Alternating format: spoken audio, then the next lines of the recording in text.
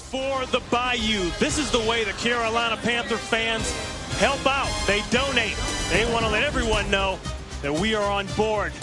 And that is the New Orleans Saints. They know that this is opening weekend in the NFL right here on Fox. The New Orleans Saints taking on the Carolina Panthers. Hello, everybody. Ron Pitts, Tim Ryan, and Pam Oliver. And in what has been an incredible 2 weeks of adversity around the country, in the Gulf Coast region, and primarily for the city of New Orleans, you look at everything and you say, wow, as a former player, Tim, how in the world do the New Orleans Saints come in here and even begin to focus on football, especially opening day? Ronnie, I don't know how they're going to deal with it. I'll tell you, I mean, obviously this is unprecedented, something an NFL football team has never had to deal with before.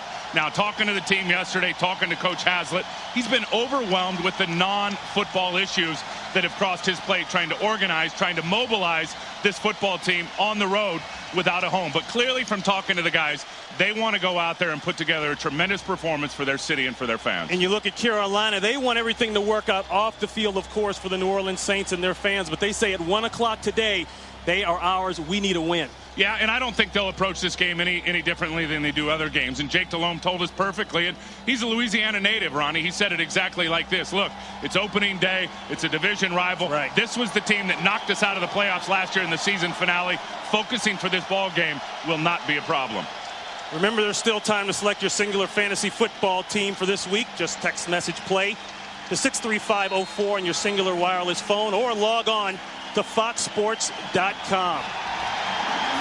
The New Orleans Saints come into Carolina with heavy hearts. They have won the toss, and that ball is out of the end zone by John Casey. Let's go down to Pam Oliver. And hey, Ronnie Pitts, the Saints have been itching for this moment, and man, are they fired up. I stood in the tunnel with them as they came out on the field, and they are ready to go. You can hear Charles Grant saying, let's go get it. You heard Joe Horn say, hold hands with the guy next to you. We're going out as a team. Boy, it's a team that's been through a lot, and they have not forgotten the evacuees. Deuce McAllister, Michael Lewis teamed up to make sure some 82 fans, evacuees in San Diego, are getting a chance to see this ball game right here. A win would mean so much. Back to you. Thank you very much, Pam. And they'll start off with a guy who's been very, very good here in Carolina, Deuce McAllister. And a quick look at the lineups. Aaron Brooks, over 3,500 passing yards and over 20 touchdowns, 4 straight seasons in a row, but still working on not having that crucial mistake down by the red area. Jamal Brown, the first-round draft pick out of Oklahoma, should be a good matchup going against Julius Peppers. And we talked about McAllister. Look for Dante Stallworth. They say he's had an excellent preseason. Second down, 2 straight carries of Deuce. This will bring up a third and most likely a passing situation. For Carolina, you got to know one thing or 4 names. The defensive front 4, and they're all healthy this year. That's the difference, Tim. Yeah, Ryan. and getting this guy back right here, Chris Jenkins, is going to be huge. He is a Pro Bowler. He goes about 340. He can dominate this game. A new contract for Dan Morgan, the Pro Bowler inside.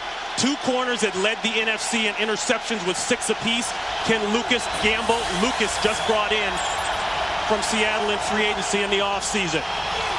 3rd down and 3. The draw, Deuce, 3 times in a row. And I believe Deuce has it. McAllister signed a big contract extension in the offseason, 7 years. He'll be a Saint most likely for the rest of his career. Well, and just a great guy, and we'll get into some of the stuff he's done for the evacuees and involved with Hurricane Katrina in his home state of Mississippi and down into Louisiana. But you can tell right there with the new offensive coordinator, Mike Shepard, they are going to lean on Deuce McAllister. You said it perfectly. Most notably, a passing down here, they came out and they ran the rock. New set of chains, play action. This one go to the air. Conwell, and Conwell is close to midfield. 15 yards and a first down. Well, and he's coming right here out of his tight end position, Ronnie, and just finds a little spot in the zone. Here he is here. You'll just see him come and get in front of Thomas Davis, number 47. A little pivot route. See, he just turns back inside, catches the football. That's something that he hasn't done, Ernie Conwell, Ronnie, over the last couple of years. I asked Haslett, how's his camp gone? Said Ernie's been catching the football. They'll look for him to be an integral part of this offense this season. 1st and 10, offset I formation. Deuce will get it. He'll try to pick a hole. Nothing there. Buckner along with Chris Jenkins. And Jenkins, as we mentioned, been injured last year. Yeah, he missed blew his 12 shoulder games. Up. Absolutely, and there's going to be good matchups across the board. Watch Julius Peppers right here against Jamal Brown and Jermaine Mayberry. That will be a matchup that we'll watch all day long. Of course, Peppers getting into a Pro Bowl last year. Jamal Brown, the rookie out of Oklahoma, playing offensive tackle for the Saints. Should be a nice matchup to keep our eyes on. A loss of 1 on the play, 2nd and 11. Stallworth up top, Horn at the bottom. Play action. Looking for the deep comeback, and there it is. Joe Horn. He's got it. Just inside the 40-yard line. And that's another Saints first down. Nice little job here by Aaron Brooks, just getting out of the pocket. They're going to try to suck down Julius Peppers here. He comes inside, loses contain for a second, has the speed to get back out. Does buy Aaron a little time, though, and he can get Joe Horn on the comeback route. Watch how he comes back towards the football and able to pick up the first down. Joe Horn has now caught a pass in 94 consecutive games. The 4-time Pro Bowler, 33 years old, and he's not playing a day over 24. Play clock running dangerously low. They just get it off. They'll go back to Deuce. Deuce doing what he does, and he's close to another first down. Will Witherspoon on the tackle, a pickup of 8. Well, and again, they're just leaning on Deuce McAllister here early on this drive. You look at last year, this team never scored in the first quarter of a football game in 16 last year. So they can find a way, Ron, to get those positive emotions going in the right way, something that they didn't do all of last year. Find some points here on the first drive. Obviously, it may go a long way throughout the rest of this ball game. In the last game against Carolina, McAllister, 28 carries for 148 yards and a touchdown. That was the finale that knocked Carolina out of the playoffs. Has Horn in the middle, checks it down instead, and he's got McAllister, and McAllister has another first down. The New Orleans Saints finished 8-8 last year. Back-to-back 8-8 finishes for Jim Haslett's team. And some changes. I mean, Mike McCarthy is gone, offensive coordinator. Mike Shepard comes in. He is the guy that you look for here, and leaning on Deuce McAllister. I mean, he's made it no mistakes about it that he's going to run 26 and get the most out of that tailback this season. And they'll run a 2 tight end set. No fullback. Plenty of time for Brooks. It's complete, but I don't know if it's even to the line of scrimmage. Zach Hilton, the 3rd-year man out of North Carolina. Pickup of 3. And if you think about it, it's really the right thing to do if you're Mike Shepard, because Deuce McAllister is a Pro Bowl type guy. He wasn't right last year with the ankle. We all understand that. Never got his burst back. But if you put the ball more in his hands, you're going to give last year's worst-rated defense an opportunity to get some rest on the sideline. And on top of that, you're going to take the football out of the hands of Aaron Brooks at crunch time. Ronnie, you and I both know he's made silly mistakes over the years at inopportune times for New Orleans. Especially coming into this area of the field known as the red zone from the 20 in. Safety blitz by Carolina. They go with the draw. And a nice tackle there by Julius Peppers. Peppers did not participate in the last 2 preseason games with a bad ankle. Comes up with a nice stop there. Here's Pep here. They're going to run just some standard stuff. They're going to double him out of there. He's going to split the double team. You see how he did that? They got a little bit of movement on him. As soon as he felt himself going back, he split it between Ernie Conwell. Lamont Hall still gets in on the tackle. And the crowd rises to their feet. The noise increases on this 3rd and 5. 3 wide receivers on the field for the Saints. Tipped. Caught. Amazing. Horn. And that's why he had 94 catches last year, and that's another Saints first down. 7 on that one. Well, I think it was Jordan Karstens right here who gets the tip coming from that defensive tackle spot. Gets his hands up there, and then Joe Horn just staying in the right place. That's luck right there. Comes down right in the hands of Joe Horn. They get a first down, Ronnie. Very, very good drive. Both mixing the run and the pass here for the New Orleans Saints to get this game started. And Tim, this is the intangible that you didn't know about if you're John Fox and the Panthers. How was all the adversity going to affect the New Orleans Saints? Either they'd go into a shell or they'd come out and play very, very well. So far, it's been very, very well. And there's another completion. Conwell. And Conwell has 7. Well, 2 throws to Ernie Conwell, and he's caught both balls. That right there is already a sight for sore eyes for the New Orleans fans watching this team over the last couple of years. Especially with Boo Williams injured. He's out for the season. This is the 13th play of the drive. Talk about ball control. Well, another thing that they weren't able to do very well. And everybody talks about that defense worse than the league last year. They spent a lot of time on the football field with the offense unable to move the chains consistently. Call it 2nd and 3. Deuce avoids 1. And he's rounded up quickly by Davis, the rookie out of Georgia. A good sight right there with Chris Jenkins. And Jenkins is hurt badly. Missed the majority of last season, Ronnie, with a shoulder. Flies through into the backfield here. Here's Chris in the tilt on the nose.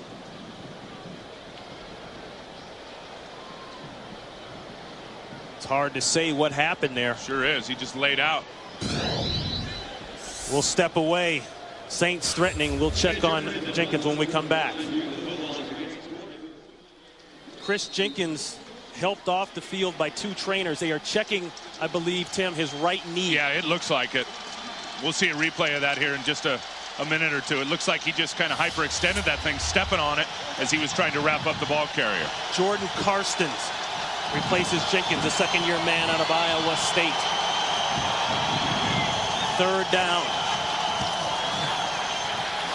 Brooks inside to Conwell, and Conwell is going to be short of the goal line by about 3.5, 4 yards, depending on where they mark it. Still going to be a but first down. Still a first down. 6 yards on the pickup. Let's go back to that injury. Well, here it is, and you'll just watch Chris Jenkins' right knee as he tries to plant right there. Something happened to his knee. Nobody touched it. He either hyperextended it or something. You see him grabbing it just as he's already going to the ground. Hazard of the game right there for Chris Jenkins, and they're taking a good look at that right knee over on the sideline. Out 12 games last year. Makes such a difference on this defense, Ronnie. After having shoulder surgery. Play clock running low. Saints call a timeout. Brooks wants to make sure there are no mistakes at this end of the field anymore. And we talked about the opening drive for the Saints.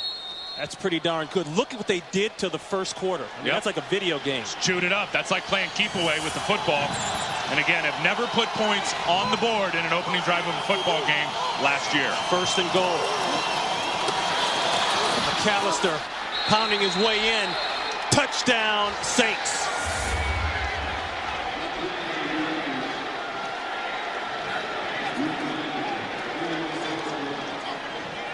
Tell you what, the positive emotions that this is going to bring this football team for the rest of the way. They already know now they're here to play a football game. I think the distractions, the emotion with everything that's going on back home, that stuff's on rest, on hold, Ronnie, for the next 2 hours and 45 minutes. Clearly, they've come in focused, put together an outstanding balanced drive, running and passing, to punch it into the end zone. And that first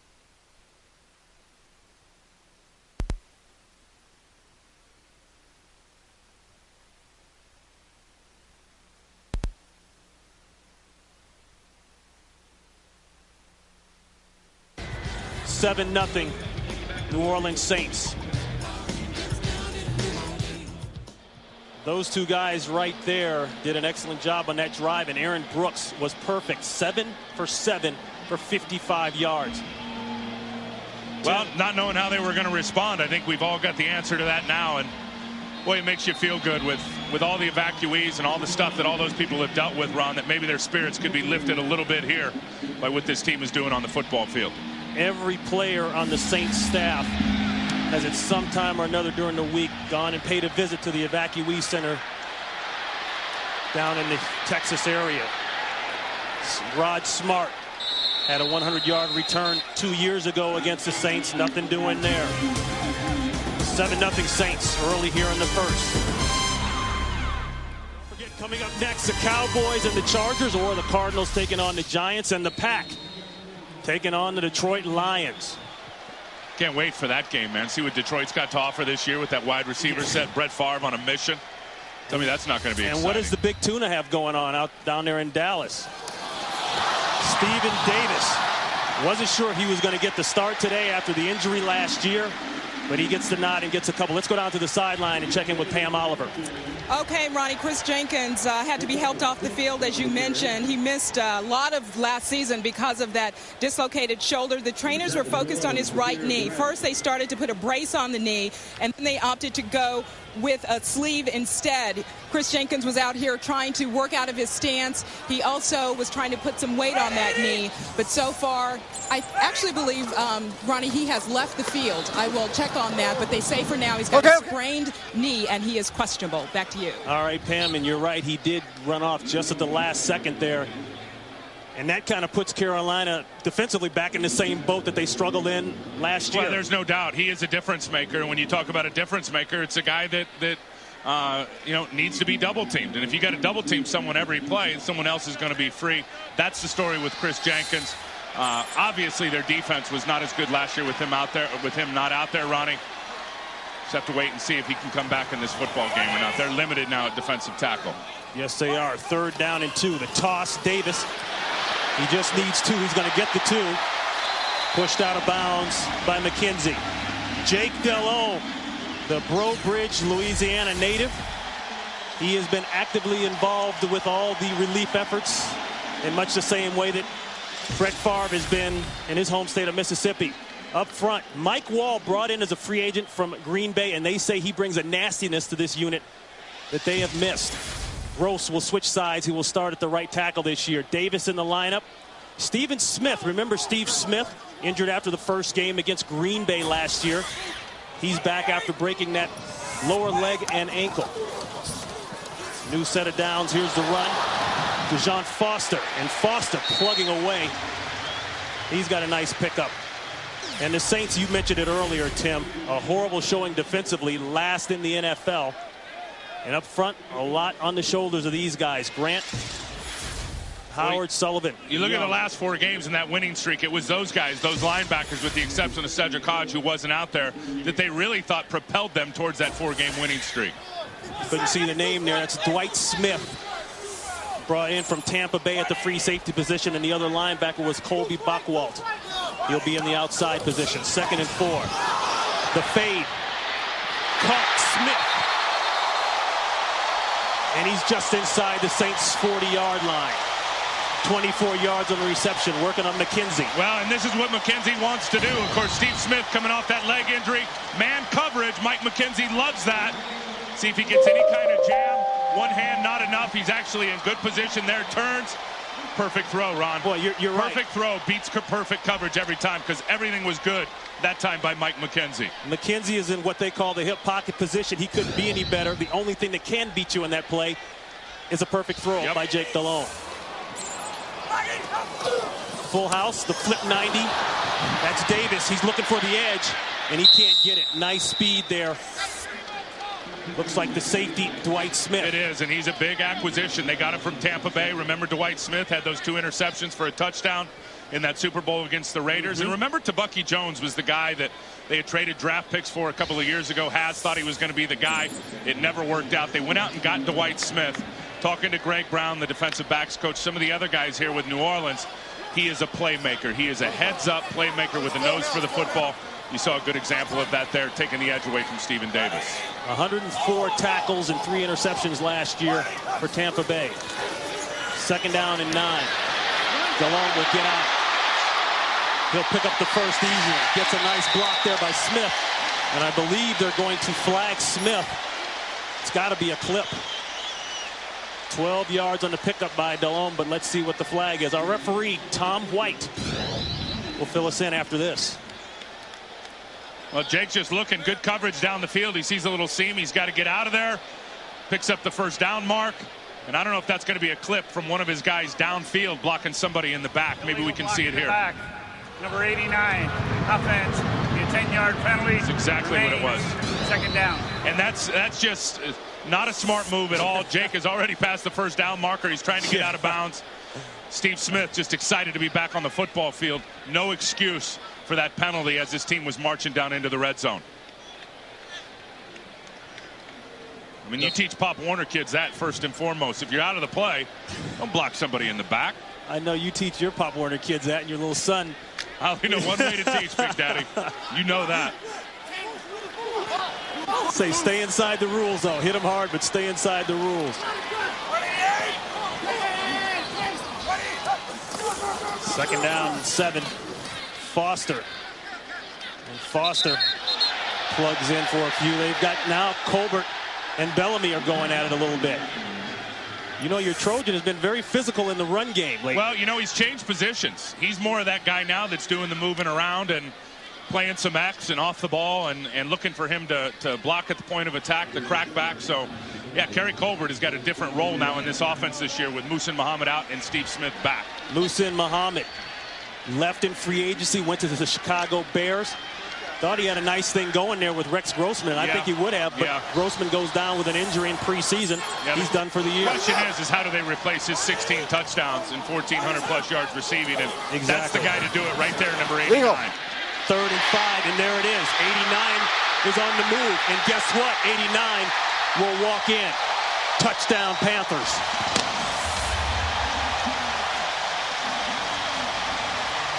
Well, how perfect is that, Ron? And he's in man coverage, just comes down, Mike McKenzie on him. We're just going to come down and do a comeback route. Jake sees him, fires it right to the chest. Steve grabs it, breaks the tackle, and then nobody's going to catch him once he turns. You see, he's just a little turnaround curl route. McKenzie trying to strip the football out rather than get the guy to the ground. Steve Smith gets some open field. He's going to get it in the end zone. 33 yards. Delhomme to Smith.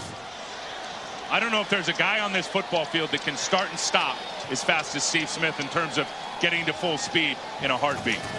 Casey for the extra one. He said he lost about 10 pounds going through rehabilitation, and I see it in speed and quickness. And I think so does McKenzie right now. Ron Pitts, Tim Ryan, Pam Oliver back here with 37 seconds left in the first quarter. Steve Smith, 2 catches, 57 yards, and a touchdown on that. Well, and you see the two guys sitting there, quarterback and his #1 receiver. I was talking to these guys back in April in the mini camps, and Jake told me back then Steve Smith was back. He said his explosion is there, his ability to run routes. You remember the chemistry they had a couple of seasons ago during that Super Bowl run. Jake told us back then he was very, very excited to get 89 back on the field. You can see why. A kickoff angling for the sidelines. Lewis, who's been very dangerous in the return game throughout his career, gets back close to the 20-yard line. Let's go down to Pam Oliver. And hey, Ron, about 350 evacuees from Hurricane Katrina had the pleasure of coming to this game today. They were boarded up on buses from the Charlotte Coliseum. They were provided those tickets by the Carolina Panthers to get out of that shelter for a while, get away from some of the pressure, and come over here and enjoy what has been a very, very entertaining football game. Those folks are positioned way on up there in section 507, 508, 509. Ronnie, they're getting to work on their tans while they enjoyed some great football. Back to you. All right, Pam, thank you very much. And goes without being said, they deserve those tickets and a heck of a lot more. McAllister, and he's hit immediately. I don't think he got past the 20. Picked up one. That was a heck of a play by Brenston Buckner coming from his defensive tackle spot, just getting inside the two blockers, getting in the backfield, gets enough of a hand on the ball carrier. Let me tell you something, 12 years for Buck. He's been at it for a while, had a very good season last year, came in, refreshed. Watch him from the nose spot, stay right in between the center and the guard, still get into the backfield, change the direction of Deuce McAllister, get a hand on him, and then everybody else was sitting there at the point of attack. And that's the end of the first quarter with the score knotted up at 7-7. Fox NFL Sunday continues after these messages and a word from your local Fox station.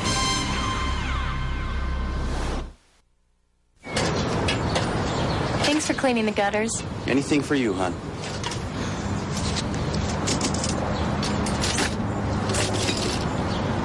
Cleaning the gutters. Yeah, I'm realigning the satellite dish. It's a good one. Hey, it's fixing a leak in the roof. Even better. No, I'm really fixing a leak. Refreshingly smooth Bud Light. Always worth it. I'm good.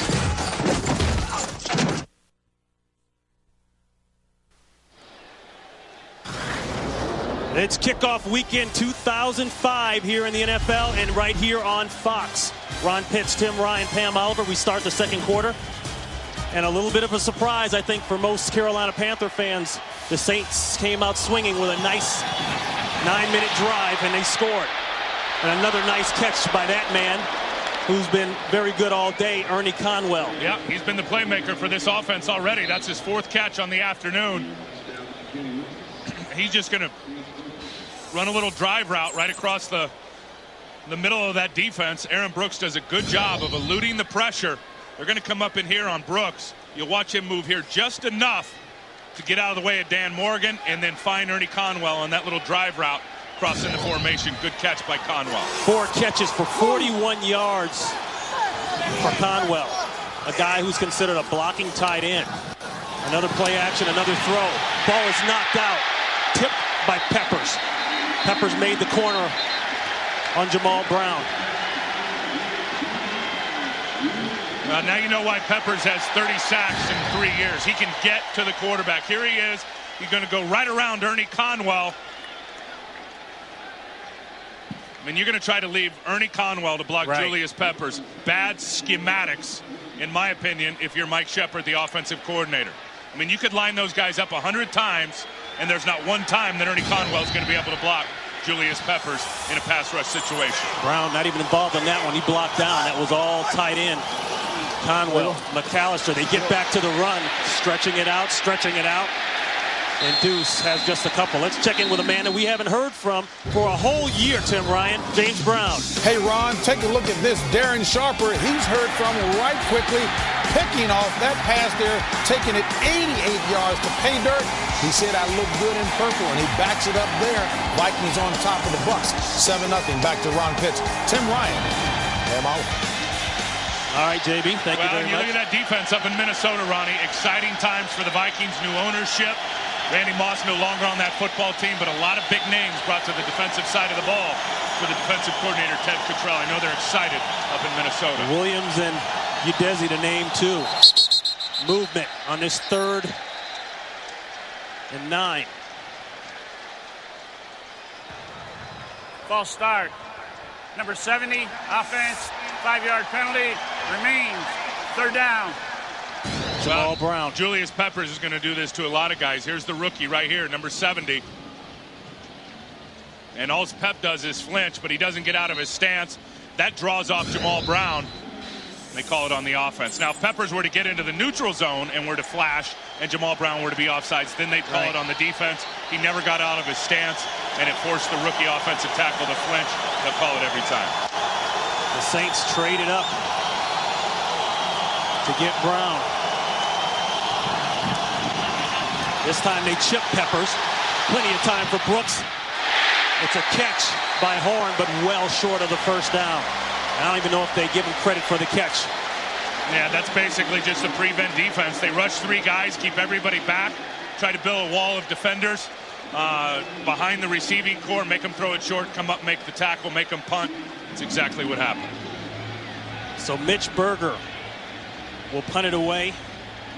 Steve Smith is back deep. The defense needed that, too, after that long scoring drive to start this ball game. Nice punt by Berger, and that forces the fair catch by Smith, and we've got a flag down at about the 31-yard line. We'll check on that when we come back. Fox Saturday Baseball this week. Most of you will see the NL East leading Braves battle the Mets, trying to keep their playoff hopes alive. The Cardinals battling the Cubs, or the Phillies taking on the Marlins. And some of you will see the Dodgers renewing their rivalry with Tim Ryan's San Francisco Giants. Coverage begins at 1 p.m. Eastern and Pacific on Fox. A little bit of a different team without Barry Bonds. You notice that? Wow. They can say what they want to, and there's a quick look at the standings. Speaking of Bay Area kids, I do like Dontrell Willis for Florida, who comes out of the Bay Area out there on the West Coast.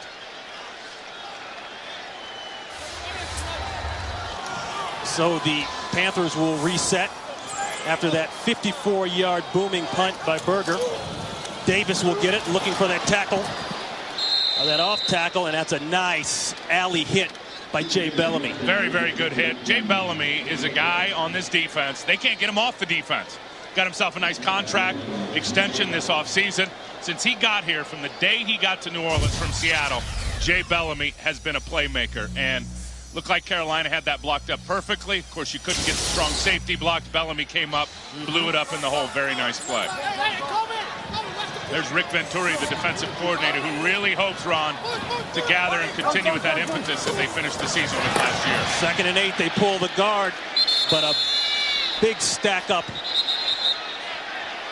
for the Saints. Buckwalt in on that, maybe 4 for Davis, but that was a hard 4. Well, and Buckwalt making a nice play. And I think if you look at this linebacking core and you talk to Coach Venturi, he'll tell you the same thing, that those guys at the end of the year in those last 4 games, Rick thought that there was some good things that they were doing. Everybody thought they were going with one of those linebackers in particular, the kid out of Texas. They didn't. They went with the offensive lineman. Very good pick. And so far, these linebackers have done a nice job here in game 1. 3rd and 5. Saints showing pressure. They back out of it. Caught Ricky Prohl. He's one-on-one in open field. Prohl down across the 50-yard line, finally brought down, but there's a flag way back upfield in the Panthers' backfield. I think Charles Grant got held. That's what I think. Boy, Tim, you don't want to jump the gun, but it sure starts to smell like upset here early in the 2nd quarter. Yeah, I think what happened is Travell Wharton, Charles Grant's trying to throw that rip, that under move with his left arm, and Travell Wharton just wrapped his hand around the neck of Charles Grant. Number 70, half the distance to the goal, remains 3rd down. Exactly. Here's Travell Wharton. Here's Charles Grant. Watch him sink that under in with the left arm, that under move. And as he does, watch the left arm right around the neck of Charles Grant by Travell Wharton. Big play called back by the 2nd-year player who's getting his first start out there at left tackle in Travell Wharton. Ronnie, this guy played left guard last year. He'll have his hands full all day with that 3-headed monster at defensive end for New Orleans, of course, with Charles Grant, Darren Howard, and Will Smith. They'll reset the 3rd down. Delhomme passing out of his end zone. They're just trying to get some room for the punt. And Foster makes it look good. He gets taken down at about the 15, and that'll bring on the punting unit for the Panthers. However you got to get it, consider that a victory for the New Orleans Saints coming out here on defense. After that first drive, it'd be easy to let the negative emotion creep in. They come out, they get a big stop. Hey, if Charles Grant doesn't get held that time, maybe he does get a sack on the quarterback, and it's a non-play anyway. Nice series by New Orleans defensively. And that was the type of play that Carolina needed, a momentum play deep in your own territory. And a bad punt there by Jason Baker. Muff. And the Saints will retain possession. I think the special teams god smiled on him there. You think Michael Lewis wants to do something in this football game today? I mean, he's always aggressive at getting the ball. But to try to pick this one up off the ground at full speed and keep running, he was sniffing end zone. 10:24 here in the 2nd quarter. We are tied at 7. And everything is going the New Orleans Saints way, Tim, right? Yeah, well, they've gotten some calls, and they have been penalties, but they've gotten the right ones. The ball has bounced their way so far. And I got to tell you, Ronnie, you know it, I know it. Football is a game loaded with emotion. And this team is emotionally affected with everything that's been going on around them. Yep. Seems like they've responded in a positive way from top to bottom so far in this ball game. Antoine Smith checks in at the running back position. He'll get the carry. And he won't get much. Tackled by Jordan Karstens. Well, these last several days, we've all seen the devastating effects of Hurricane Katrina along the Gulf Coast. If you want to help the victims, you can make donations by going to www.salvationarmyusa.org and dialing the number you see on your screen, or redcross.org and dialing that number. And Tim, I just want to take this time to offer my personal condolences to all of those around the country, and especially those in the city of New Orleans. Now go do something to help, right? I mean, that's got to be advice to everybody. And if you've already done something, do some more. Absolutely. That's Dante Stallworth. Let's head out to L.A. and check in with James Brown. Ron, take a look at the first play of the 2nd quarter. Brian Greasy making amends for that pick he threw earlier. Hooking up with the tight end rookie out of Stanford, Alex Smith, making it a 7-all game with Minnesota. Former Buccaneer Joe Jurevicius, 33-yard reception from Matt Hasselbeck, wide open there. That put the Seahawks up 7-6. Seahawks are perfect in the month of September in the past 2 seasons. Back to Ron and Tim. All right, JB, thank you. It's that month of January that's the problem for Mike Holmgren and the Seahawks. Aaron Stecker on this 3rd down. He's in the backfield. A fire. Look at that rifle. And Conwell has another completion. And there's no way you came into this game saying you had to put a double on Ernie Conwell. What did I ask Coach Hazlitt yesterday? I mean, very important. This team has not threatened the middle of the field over the last couple of seasons. I asked Jim yesterday. I said, Jim, how has Ernie Conwell done in training camp? There's Ernie here. He's just going to go out and just run the seam. He said Ernie has been terrific. He's caught everything that they're throwing to him. A little curl right there in the zone, and he catches it and able to pick up another 1st down. He's been huge today so far for Aaron Brooks. 5 catches, 54 yards for Conwell. They'll go to Deuce, and Deuce is still moving. And as we said, Ernie Conwell is in the mix now because Boo Williams out for the season with a knee injury. And they had been counting on Boo Williams for 2 years now to be that vertical, right, a la Tony Gonzalez type guy. You know what? They counted on Ernie Conwell before Boo Williams was even in the picture. They brought him down from St. Louis not to be just a blocking tight end, but a guy that could go get the ball and threaten the center of the field. He hasn't been able to achieve that in his first couple of years in New Orleans. This year it looks like it's a different story for Conwell. A lot of drop balls for Conwell when he first got there. Looks as though he's gotten it together, at least for this game. 2nd and 8. Plenty of time. Seam throw. And Conwell is screaming flag, and there it is.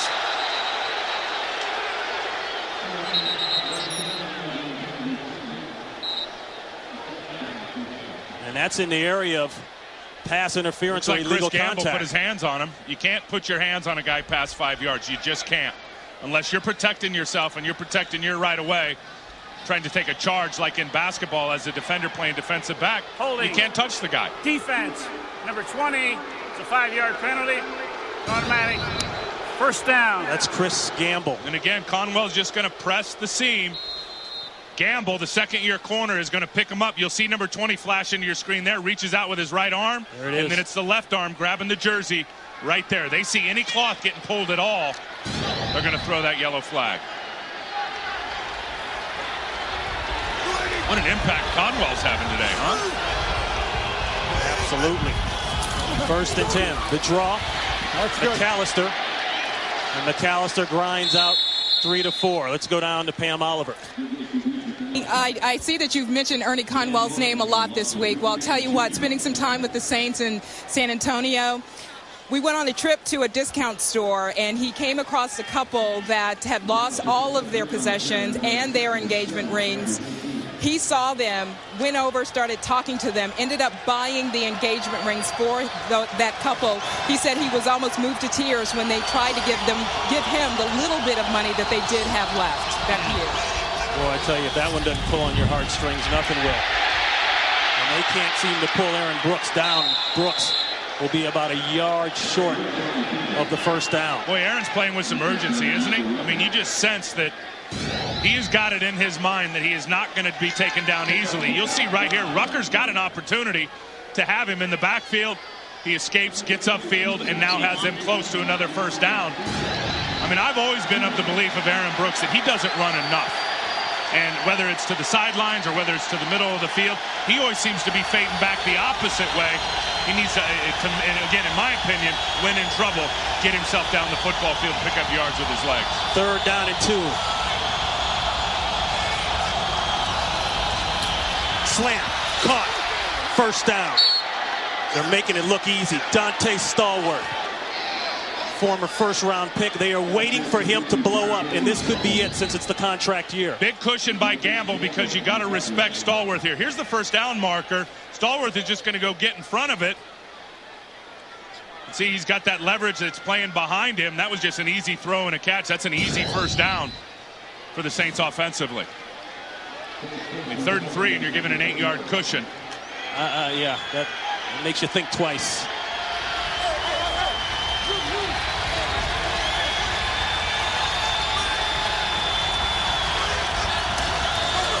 We'll go to McAllister. They'll lead inside with Carney, and they'll just pound out a couple more. And this team has a boxer's mentality, a toe-to-toe boxer's mentality, Tim Ryan. They just want to take some shots, keep pounding at you, Watch and then the they'll surge. hit a big one. Watch the surge by these big boys up front. Everybody getting movement on that vaunted Carolina defensive line. And you're absolutely right. I mean, you think of the history of this Saints under Jim Haslett. They've been better on the road. They've been better when their backs are against the wall, when they come out scratching and fighting and clawing. Yep. So far, so good for this club. Haslett's second and only Andy Reid as far as on-the-road winning record. McAllister, is he in? I think he's close. Wait, I see a touchdown sign. Yes.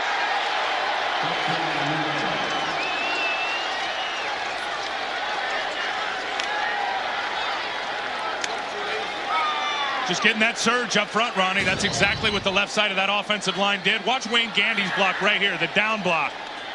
Just surging on Mike Rucker to open up that hole just enough. Rucker got a little high. That Deuce could use that 235 to squeeze in. You never want to get high on the goal line. Rucker stood up. Gandy washed him down inside. So another perfect drive by the New Orleans Saints. And Carney tacks on another one. And if the Carolina Panthers didn't believe the Saints marched in here to play football before, well, I think they do now.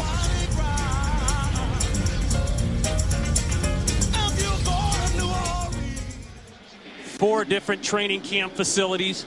Training camp never officially ended as you look at McAllister's numbers. Right. For many players, their families are spread out around the country like so many of the Louisiana and Gulf Coast region evacuees are. They're taking buses everywhere, but yet not one guy walked into that meeting room and complained. Nobody had their head held down, did they? And they said, don't you dare feel sorry for us. That was Haslett's MO right off the bat. We don't want any sympathy from anybody. We want to go do it for the city and for the fans and play hard. They're the ones, if anybody should have sympathy, those are the folks. Carney to Smart. And John Carney makes Smart sit on it 3 yards deep. Let's see if the Panthers and Delhomme can get things going when we come back. Deuce McAllister on fire so far this game. 2 touchdowns. But he is just piercing right through the heart of Carolina's defense. Well, and you know, out of those 14 runs, I think 10 of them right up the gut. And the offensive line doing a nice job. Not a huge amount of running room in there for him, but I can tell you this, and knowing Deuce and covering him over the last couple of years, they keep feeding him that rock up the middle. Eventually he will break one. Ron, you know it and I know it. Despite being 235, he can go the distance from anywhere on the football field. Yeah, he said he's leaned down a little bit.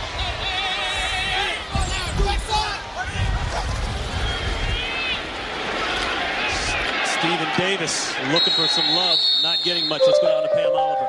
Hey, Ron, I hope you don't mind if I call you Ronnie. My goal is just not to call you Joe. Anyway, I've been watching and listening to the Saints all afternoon. They are a jubilant bunch. They are a fired-up bunch. They are also showing signs of just being a very close team. They talked about their bonding over the last couple of weeks. They're basically sick of being around each other, but you'd never know it from watching them down on the sideline. Just a whole lot of encouragement and absolute focus on the task at hand. Back to you. All right, Pam. I heard a rumor Pam's going to be with us all year. I like that rumor. Actually, I didn't hear that rumor. I can't say that. I don't want to get anybody in trouble. And that's Kerry Colbert, second-year man at SC. Ended up second on the team in receiving last year. He picks up 5. You just watch him just slide right across the middle right there. Perfect throw by Jake Delhomme, seeing up over the top. Kraft in pretty good position, but the throw is out in front and low where only Kerry Colbert could go get it. Electrifying year for a rookie when you look at that 16 yards per catch average. 3rd and 5. Pressure on Delhomme. Steps up, delivers. First down, Panthers. Chris Mangum. 13 yards. Boy, he hung in there, too. He did, and he's going to have to hang in there because it's going to take a while for his tight end to get open down the football field. And Mangum, Charles Grant coming there off the edge on Jordan Gross. And, you know, if you think about this game last year, this was a game in which the finale where New Orleans basically knocked this Carolina team out of the playoffs. They had 6 sacks in that football game. You're going to see a lot of that same strategy today. A lot of pass rush, a lot of man coverage by New Orleans. They beat Carolina 21-18 right here in their home stadium. A swat for the ball, a miss, and a completion to Steve Smith. A flag is down as Delhomme gets fired up. They roughed Jake at the end. They ended up hitting him after Darren Howard missed the football. You're going to see a couple of things on this play. First of all, tremendous strength by Jake Delhomme just to hang on to this football. I mean, he swipes at his arm, and then after he throws it, he takes a shot in the head. Roughing the passer, number 52, leads the team down on the quarterback's head, 15 yards, first down. And you know what? This is a tough one. It's Cedric Hodge who's coming around the corner, and he's just trying to get his hands up to bat down this ball. You'll see him here. He's going to come around the formation to get in the face of Jake Delhomme. But as he does try to go up, he swats down, and as he does, hits Delhomme in the head. Anything above the neck, every time, the referee's going to call it, and Tom White did it there. How about the strength by Delhomme, though, to hang on to that as Darren Howard was ripping at his arm. Remember, Delhomme played for the Saints, backed up from 97 to 2002 as they give to Davis. So he knows this team pretty good, even though some things have changed. And we talked about that last meeting, last game of the season. Aaron Stecker, he's putting one in. Carolina came back with the incredible year that Muhsin Muhammad was having. But Joe Horn is always performing very well against the Carolina Panthers. Well, and you know, you're seeing all these passing plays, but the story in this ball game was real clear. It was real clear. New Orleans could run the rock for about 140 yards is what Deuce McAllister got. Nick Goings at Carolina could not. That was the story of that football game at the end of the season last year. 2-minute warning here in Carolina. Just under the 2-minute warning here. First play coming up after the 2-minute warning. The Saints have 2 timeouts. The Panthers have 3. Full house backfield for Carolina. They check it down. Looks like Foster, and Foster is brought down quickly by Courtney Watson, the middle linebacker. Don't forget, coming up next, it's the Visa Halftime Report. JB, Terry, Howie, and Jimmy will be along from Los Angeles to get you caught up on all the action around the NFL in this week number 1, plus the Fox Sports ticker. That's the Visa Halftime Report coming your way in about 1 minute and 32 seconds. Huge play right here for this New Orleans Saints football team to keep that momentum going into the halftime, Ronnie, if they can get a stop here. 3rd down and 7. They'll go empty backfield. It better come out quick. And it does. A flag is down. Smith makes it look easy, but let's see the infraction. Something over here with the line judge, with Kerry Colbert and Mike McKenzie out on the edge. Could very well be an illegal formation. No, I think it's against the Saints.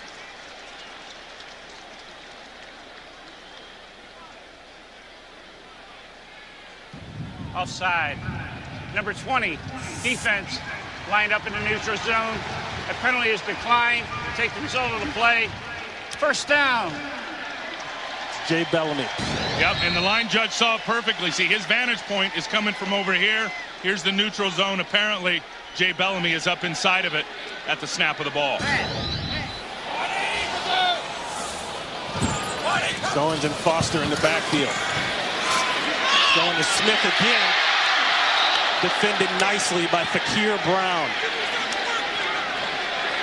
Well, that's a perfect throw for what they're trying to do. This is that old fly stop where you send the guy down the sideline here, and if he's well covered like he is, you throw it to that back shoulder. It's exactly what happened here, but a good job adjusting by Fakir Brown. Once he saw Steve Smith turn his head and look, he did the same thing and went up and made a play on the football. The first incompletion for Delhomme today. 2nd down and 10. The little pitch play to Foster. And Foster, even though I thought the Saints did a pretty good job of seeing it. Well, yeah, if they make the tackle, that's a pretty good job against something that they probably hadn't seen in a long time. Timeout is called by Carolina with 56 ticks. That's a wrinkle that I haven't seen out of Carolina since we've been doing their games for 4 years. Yeah, look at this.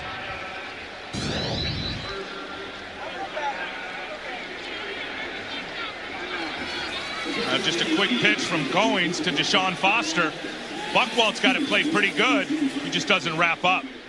Buchwald played it perfectly. It was an awesome position. Didn't wrap up Foster. He spun back inside and was able to pick up 5. That's why coaches, defensive coaches, are always harping on stay in your lane, stay at home. It's all gap integrity anyway. Yep. Absolutely. Gap control, as they say. You know, Buchwald, we talked about these linebackers earlier, is a guy that, man, I was surprised watching some film from this guy last year. I saw him run down Michael Vick one time. He can run now. He's got athleticism now. He can really go as a second-year player out of BYU. Obviously got a little haircut in between the time that picture was taken and today. Shave and a haircut. 9th play of the drive. Time for Delhomme, completion. Colbert. And Colbert has a first. The clock is moving. They're in their hurry-up, obviously. And in this 2-minute hurry-up offense is where it's difficult to get consistent pass rush. They're going to need it on Jake Delhomme. He has found his groove. He'll go from the gun. Going to Colbert. Oh, and he dropped it.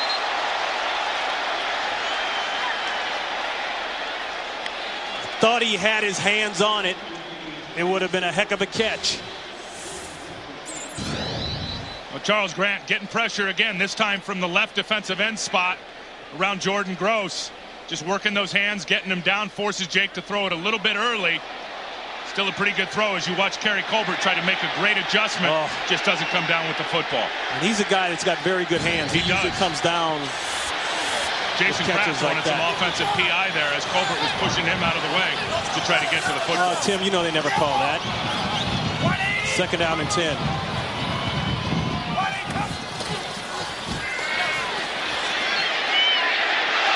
Intended for Mangum. And it's well out of bounds. It'll bring up 3rd down. And Delhomme on the day, as we mentioned, his first incompletion just 3 plays ago. You know, I really think Jake Delhomme is one of the upper echelon elite quarterbacks in pro football. I know he doesn't get a lot of credit. I know he's got a good support staff around him. But if you look at what he did last year and happened to win some games by himself when everybody got hurt, him and Muhsin Muhammad were a terrific hookup. There is a silver lining to that, believe me. Because there will be times this year in big games where Jake is going to have to make a play rather than just manage the game. And he can dip into his pocket in terms of experiences from last season. Timeout called by the Saints. 25 seconds left. We'll see how it shakes down after this. 30 seconds now. 3rd down for Delhomme. The ball is fumbled, recovered by the Saints. Another fumble. Boy, that's amazing. The ball was taken away. Will Smith was the guy that did it. Then the Saints had it, fumbled it back to the Carolina Panthers. The Saints led the NFL last year with 20 fumble recoveries, and they were almost on their way again this year. Watch what Will Smith does right here. He's going to go around Mangum and then inside of Deshaun Foster, who tries to come up and chip block him. So he'll fall right inside and then just knock that ball loose. A change of possession on the play. Darren Howard picked it up. The fumble subsequently recovered by North Carolina. Oh, McKenzie. That is a 1st down. That's a big mistake right there. That's a huge mistake. If you're Darren Howard, just go down with 20 seconds left in this ball game. Absolutely. Because what you do now, in effect, is you're going to lateral back to McKenzie, who ends up fumbling the football. Change of possession, which equals once Carolina recovered it, they get the football back. Critical error by Darren Howard just not to grab that ball and go down right there with less than 20 seconds left in the half. That was a pure fumble, arm not going forward. And we are under 2 minutes, so any replays or reviews may come from and have to come from the booth. We'll see if Jake's arm, in fact, was going forward at all when Will Smith knocked it loose. That would be the discussion. And that clearly is the tuck rule. If there's any movement forward at all with that right hand, as Will Smith comes under Deshaun Foster before he knocks it out, it's going to be an incomplete pass. Real simple.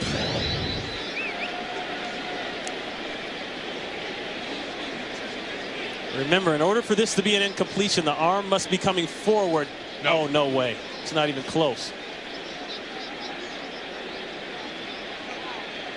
And the call in the field now is a fumble. Here we go. Now that arm's going. Oh, I don't know. I don't know from that angle. He reached up with his right hand, had his hand on Delhomme's mask, and then it looked like Jake was trying to pull that ball down forward when the left hand knocked it out. You'll see it from here. He hasn't hit the ball yet. Couldn't see it from that angle. You can't see when the ball comes out. And that review now has to be indisputable. Either way, that's an interception. I don't think that ball hit the ground. Did that ball even hit the ground? No, it didn't hit the ground. So whether his arm's coming forward or not, that's a turnover. That's a pick or a fumble recovery, any way you look at it. Whether this is a forward pass or a fumble. Again, if it's a forward pass, it's an interception. Right. Because Darren Howard picked that thing up before it touched the ground. It's still a turnover and another turnover. Yep. So either way, it's a moot point. It was a change of possession after a turnover, and Carolina got the football back. It's going to be first down, no matter what Tom White sees under that hoodie. And in normal circumstances, that evidence, as I was about to say, must be clearly indisputable visual evidence to overturn what was called on the field.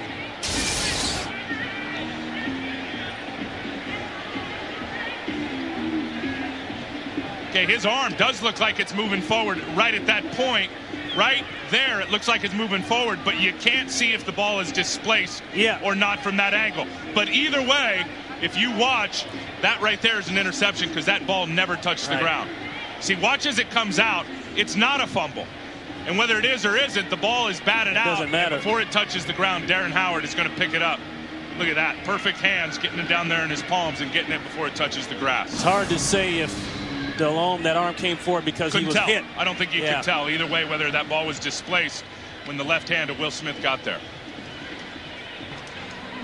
After reviewing the play, after the change of possession, when the New Orleans player tossed the ball, this is clearly backwards. Therefore, the result of the play is a fumble recovered by Carolina. First down. Well, that's not what they were reviewing, according to when he went over there in the review. But they can change it without question. We could see that it was backwards. Yeah, it's obvious that this was a lateral to Mike McKenzie. I mean, that's a legal lateral. He's behind him. But now he fumbles the ball, and that's the change in possession. I'm not sure why that was brought up. And Darren Howard should have just went down. Yeah. So the Panthers will get a new set of downs with 14 seconds left. Steve Smith in the end zone. What a catch. Charles White flag is down in the end zone. No, I think. And a hat is off an official. There's also, I think, going to be a holding again on this call. I think it's Charles Grant again. And there's a flag back upfield.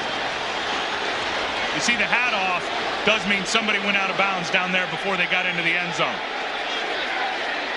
And there's the hold again. Travell Wharton, it looks like, on Charles Grant with that left arm. All right, Tim, so let's take a big deep breath here. We've got 3 things down on the field right now. 2 flags, 1 hat. Yeah, 2 infractions on the play. Illegal touch. Number 89. That penalty is declined. Holding. Number 70. That penalty is enforced. Either way, that means no touchdown for Carolina. And you know what? Give credit to this defense by New Orleans. McKenzie's going to do a great job riding Smith to the out-of-bounds mark. See, he steps out right there. You're going to see the hat come off by the official, which means he cannot be the first guy back onto the football field to touch the ball. That's a penalty, and Charles Grant forces it again with that rip, and Travell Wharton putting that hand up across the chest of Charles Grant. Now, that's a tough call on the left tackle, but clearly you can't have it up clotheslining under the neck of Charles Grant, something that he was guilty of doing earlier in the game, Travell Wharton. Great job by field judge Scott Stinson for seeing that. Absolutely. When you know the ball's coming and it's going to be a big play, picking that up. 6 seconds and counting. Going to the end zone, wide open. Ricky Prohl, is he in? No. And he stepped out of bounds. There's a penalty.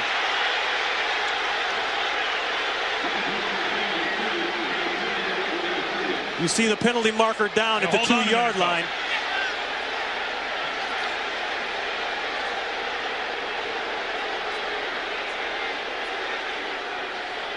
Tom White talking it over. They're going to have to come back on the field.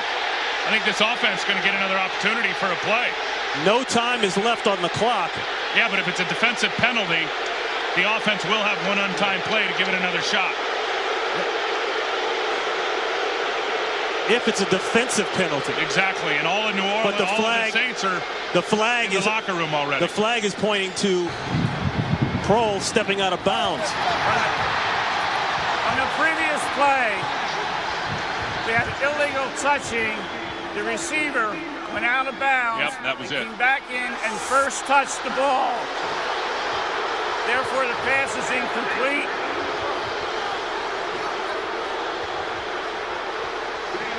Yeah, it's halftime. Poor Tom. It's halftime, and Ricky Prohl did go out of bounds, and maybe that's why he was so open down the sideline. But you make a great point about the defensive penalty, Tim. Right. Well, here's Prohl here. Yep, see his heel? That heel. His right heel hit the sideline right there. And again, same thing that happened with Steve Smith the play earlier. If you do step out of bounds, you can't be the first guy to come back in and touch it. And John Fox is on the field. It's an offensive penalty. It's a 10-second runoff. Wanting an explanation. And I'm not so sure that the clock hadn't expired or almost expired anyway by the time Prohl had caught the ball and landed out of bounds.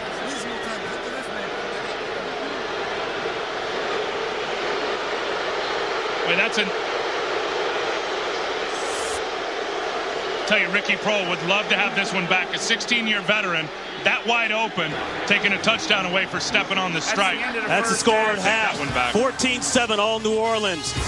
JB, Terry, Howie, and Jimmy will be along with the Visa halftime report.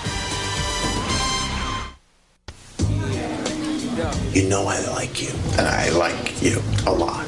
I like Janice a lot, too, and I know she's your roommate. Janice? I'm not sure how to say this to you. You know that I like you a lot, right? Yeah. It's just that I like Janice a lot, too, and I know she's your roommate, and I would... So date both of us. What? What did you say?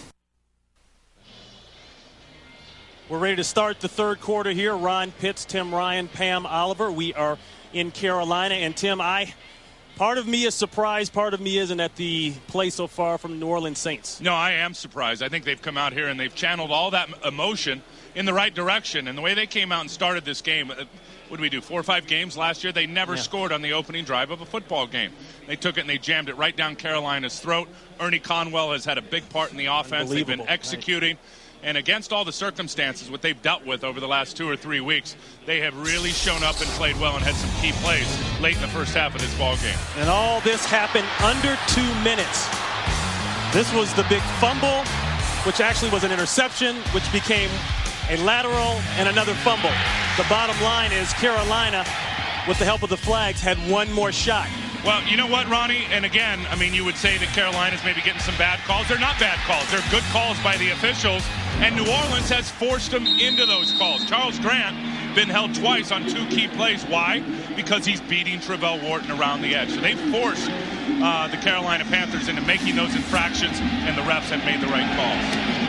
Aaron Brooks, 11 of 13 for 95 yards. Not a lot of yards, but perfect completion-wise almost. Rod Smart bangs it out to about the 16. Let's go check in with our own Pam Oliver. I'm your own for today. Hey, Jim Haslett pleased as punch with the way that first half went. He said we control the flow, we control the clock. He does want to get back to the running game. He says we need to run the ball a little bit more in the second half. Haslett also said we pretty much just did everything we wanted to do. I heard Joe Horn say this to his teammates. He said, Jake Delhomme, that guy, he's been lucky in the first half. We can't let him continue that for the second half. Back to you, Ronnie. All right, Pam.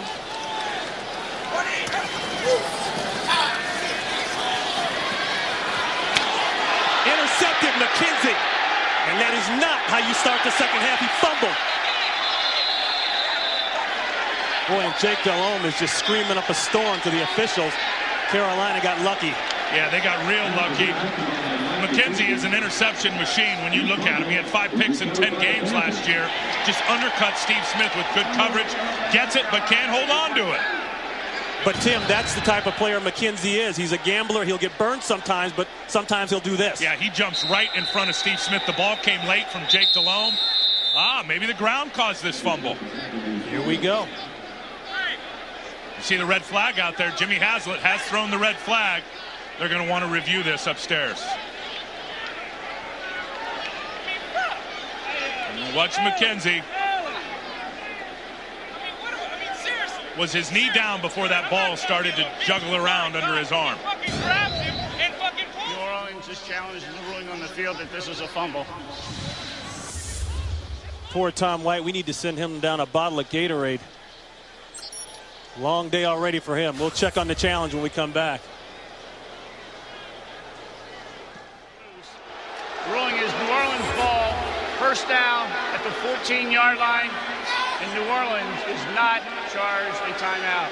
And in case you didn't hear that first part, McKenzie's knee was down. Well, it was, and it's hard to tell. I mean, he is cuffing the football, as you can see right there. The knee is down. It almost looked like the ball was moving a little bit. But it being a call to fumble on the field, there was clearly not enough for Tom White to go in there under the hood and to turn this thing around, because you really couldn't see, as he had cuffed that ball, whether or not it was displaced and moving around a little bit before that right knee hit the turf. Too close to call. They'll stick with the ruling on the field. In case you've just joined us, we are 14-7 New Orleans. New Orleans has just gotten a turnover. They are threatening to score. The Panthers defense is without Chris Jenkins, injured early in the first quarter. Deuce on the cutback, and Tim Ryan, you promised they'd keep moving Deuce. Look at him move that pile. And Deuce keeps moving the pile.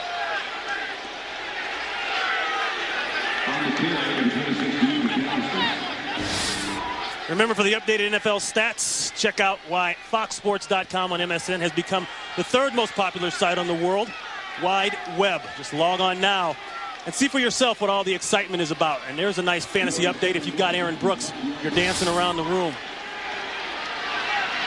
And Deuce McAllister as well. Well, they've had a couple of places to run over in here with Chris Jenkins off the football field. 2nd and 1.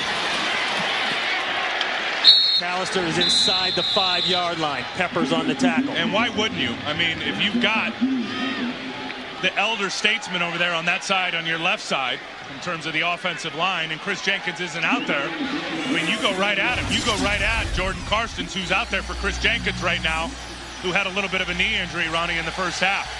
And you go right behind your veterans. You go right behind Wayne Gandy. You go right behind Kendall J. Cox, and you just push it right at these guys on this side of the ball without Chris Jenkins out there. Horn up top. Stallworth on the bottom. 3rd and 1. 3rd straight carry for McAllister. That will be a new set of downs coming up for the Saints. Pickup of 2. Did a good job on Brenston Buckner. Watch the offense. Watch Jermaine Marbury come and get a double right there, which is going to create a little bit of a lane. Enough for Deuce to get up inside there and pick up the 1 yard that they needed. See, they got Brenston Buckner out of that gap. And Jenkins is back in the mix. And why not? If that knee can hold up, put 340 out there and let him roll. Remember, this is a division game against an opponent that came down here and beat the Carolina Panthers last year and kept them out of the playoffs. Brooks almost fumbled the snap. And I got to tell you, Tim, this is nothing but smash mouth football. You made a great point yesterday. You said, yeah, it's going to be fun to watch the matchup between Peppers and Jamal Brown, the rookie, and all that stuff, but the real deal is going to go down inside with LaCharles Bentley and the 2 tackles. Well, and watch how LaCharles is going to block Jenkins here. Jenkins gets enough of a squeeze to shrink the hole. See, LaCharles trying to block back. He squeezes him into the hole. Now there's no room for Deuce to go except right up the back of his offensive lineman. That's a stalemate win that you give to the defensive tackle on that one. 2nd and goal. Deuce 4 in a row. And Tim, this is where the Saints, with new offensive coordinator Mike Shepard, they're saying, you know what, we're just going to smash you in the mouth. Why not? Just we think we're tougher than you are, and we're going to prove it right here. And by the way, the Saints are really sick and tired of hearing the Super Bowl talk about the Carolina Panthers. The big articles in Sports Illustrated. Well, why did they win last year? They ran the football in that season finale. And as Charles Grant told us and Wayne Gandy, they got more physical than Carolina in that football game. That's what they're trying to do here. 3rd and goal. They'll pass it in. Knocked away. Dan Morgan. What are they calling it? And somebody's hurt. That's another turn. That ball. That's a turnover. That was Carolina. That was caught in the air.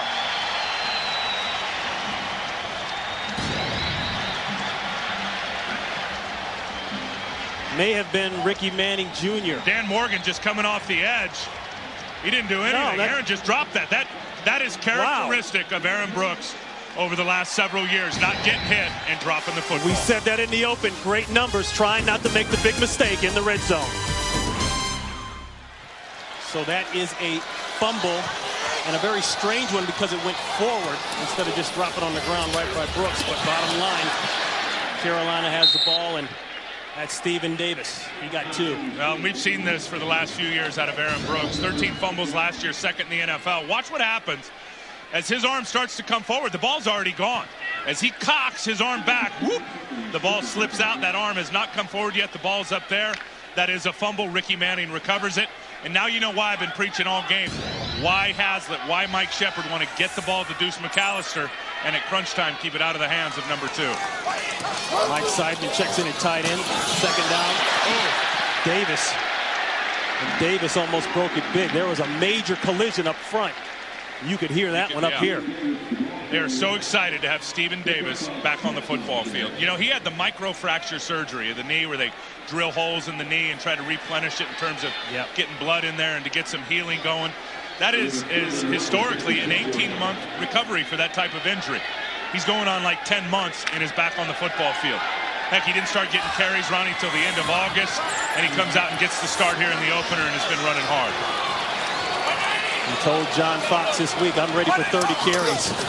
Fox laughed at him and said, we'll mix you in. Looks like he's ready for 30 as he gets a 1st down for Carolina at the 20-yard line. Let's head out to L.A. and check in with JB. Hey, Ron, turnovers plagued the Redskins last year, doing it this year so far. Take a look at Antonio Brown creating and committing the 3rd turnover for the Redskins on that kickoff return. The Bears capitalized, go just 23 yards for the score, a 1-yard run by Thomas Jones. Bears up. Red Shaw loves this scintillating play here. 7-6 between the Bears and Redskins. Back to Ron Pitts. All right, JB. Scintillating.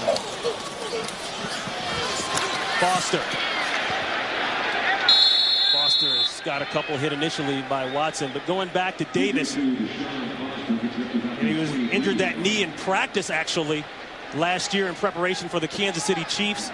Sat out 3 weeks, tried to come back, played against Philadelphia. On one leg and was still getting almost 100 yards. Right, and that's what John Fox said is amazing about this guy. You know, on one leg, he can still roll up 90 to 110 for you every game. Well, and he's perfect for this team. I mean, it's old school running style power game inside with all that power zone stuff. And remember, over 1,400 yards a couple of years ago when they went on the Super Bowl run. They ended up having to put him on IR after that Philadelphia game because the knee just couldn't hold up to it. 10 years in the league, and this is about the time, talking about Stephen Davis there, that as a running back, your hit meter is just about maxed out. Well, and, you know, a lot of the media had talked to him about that this offseason, and people wondering, is he even going to be on this Carolina team come opening day with that microfracture surgery and everything else? He said, look, if I didn't have the desire to do this, I wouldn't be out here. And believe me, I've still got the desire. I want to go out and make plays. He's been able to do a few things today in terms of moving the chains for that offense. Empty backfield, 3rd and 6. Plenty of time for Delhomme. Intercepted. Jason Kraft, a 7-year man out of Colorado State, a backup corner. Steps in front of that one. Jake pulled the trigger a little too late. Jake pulled the trigger too late, and he threw it sidearm to get out from under what looked like Will Smith or a pass rusher out on his edge. He fires it out sidearm. He fires it late. Kraft undercuts it and picks it off.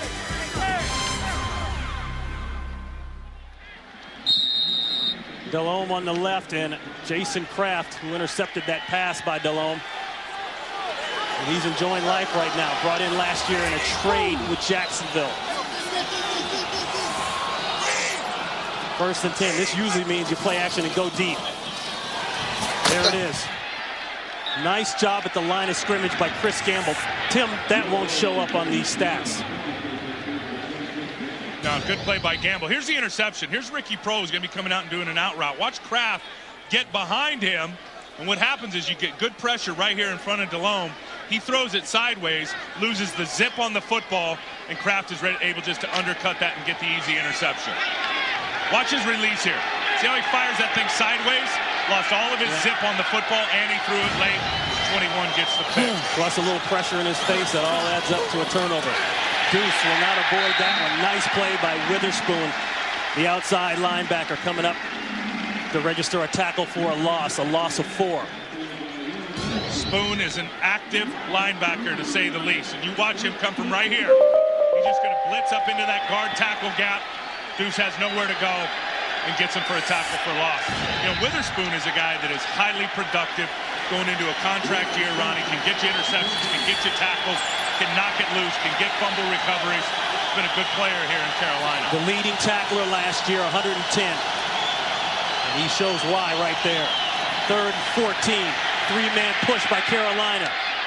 Is it caught? Yes, Conwell.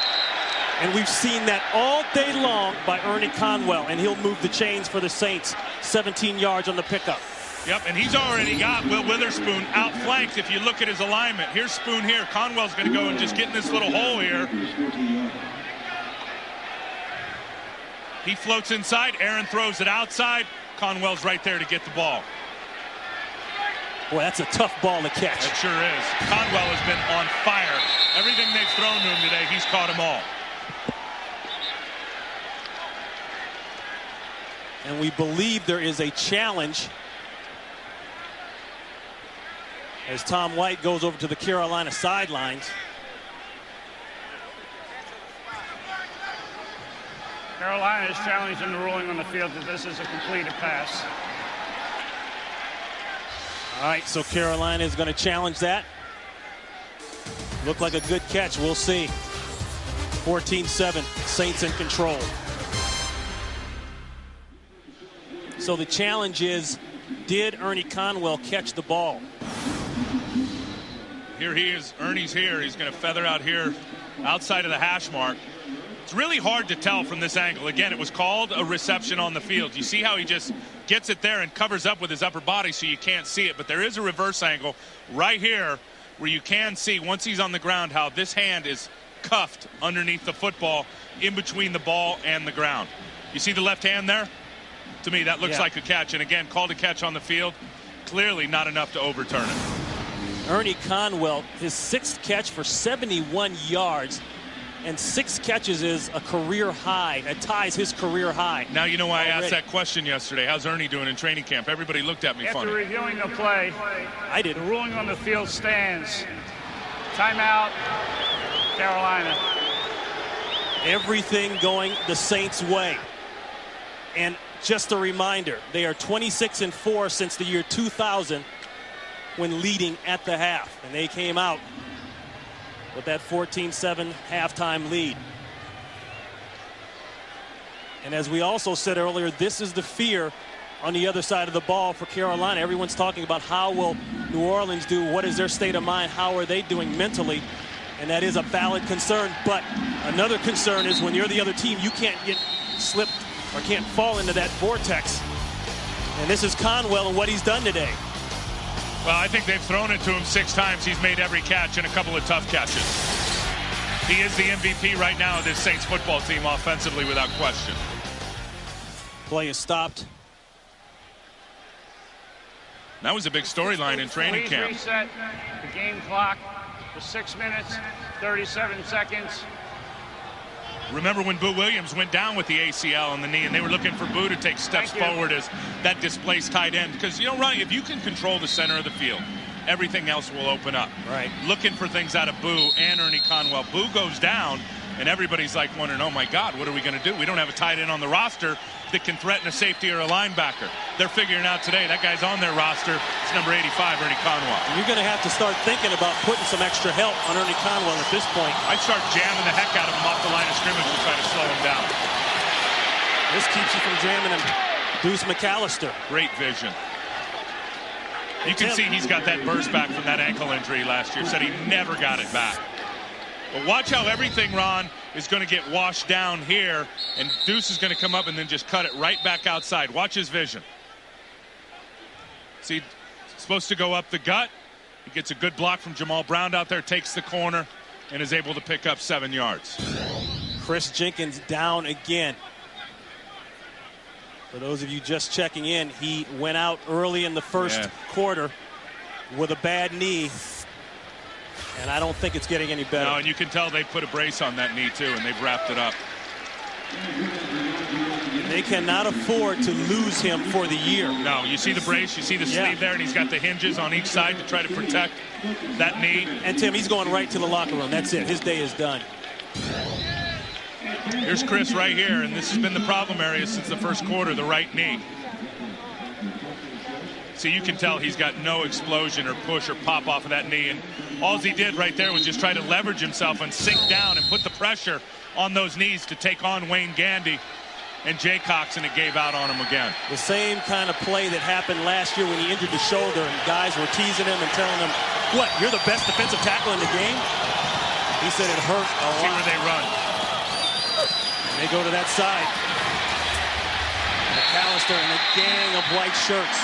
That's really good corner support by Kenny Lucas. Lucas along with Morgan. And Lucas will come up and hit you. Well over 200 pounds. A very physical corner. And a huge free agent acquisition when you look at it. He hasn't shown up today. New Orleans has been running the heck out of the football with obviously the effort to continue to keep it on the ground. But Kenny Lucas was one of the top free agent corners in all of free agency. Said he could have got on the plane, came back, not even taking a trip, packed his stuff up and came to Carolina. He knew he was going to be the Carolina Panther. 3rd and 2. Deuce looking for the edge. Nice force by Dan Morgan. Morgan came up and brought wood. Well, you got to give Buckner, you've got to give Peppers, you've got to give Short, all of the 3 of these guys credit, because everybody's trying to get the edge on them, and they never do.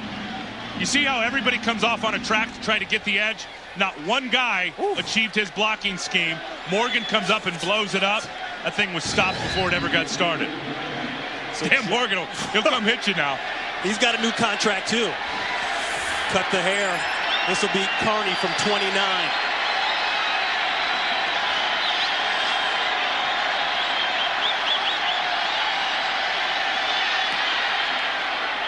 Comes out low, gains a little height, and it goes right through. So the Saints had the lead. Most of you will see Fox doubleheader action starting with the Cowboys taking on the San Diego Chargers. Elsewhere, you'll see the Cardinals taking on the Giants and the Packers and Lions. And the big tuna better be ready for LaDainian Tomlinson. Yeah, he better. I mean, LT is what he is maybe the best multifaceted back in all of pro football. But I got to tell you, I'm excited about the Dallas Cowboys this year. And they're making a change on defense. They got a lot of young players that are coming in. They did great things in the free agent market on both sides of the football. They've got Drew Bledsoe in the mix, who had great things with Bill Parcells when they were back at New England. So I think the excitement level is and should be up for the Dallas Cowboys this year. And so many teams around the league we're seeing going to that 3-4 defense.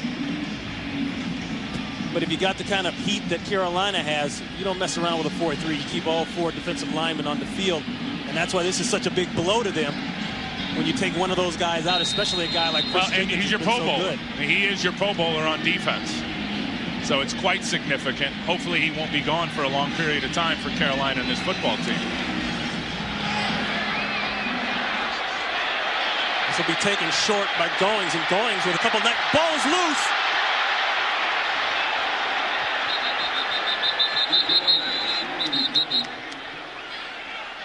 Nick Goings was starting to get a little open air. Saints are saying they've got it. The Panthers say they've got it.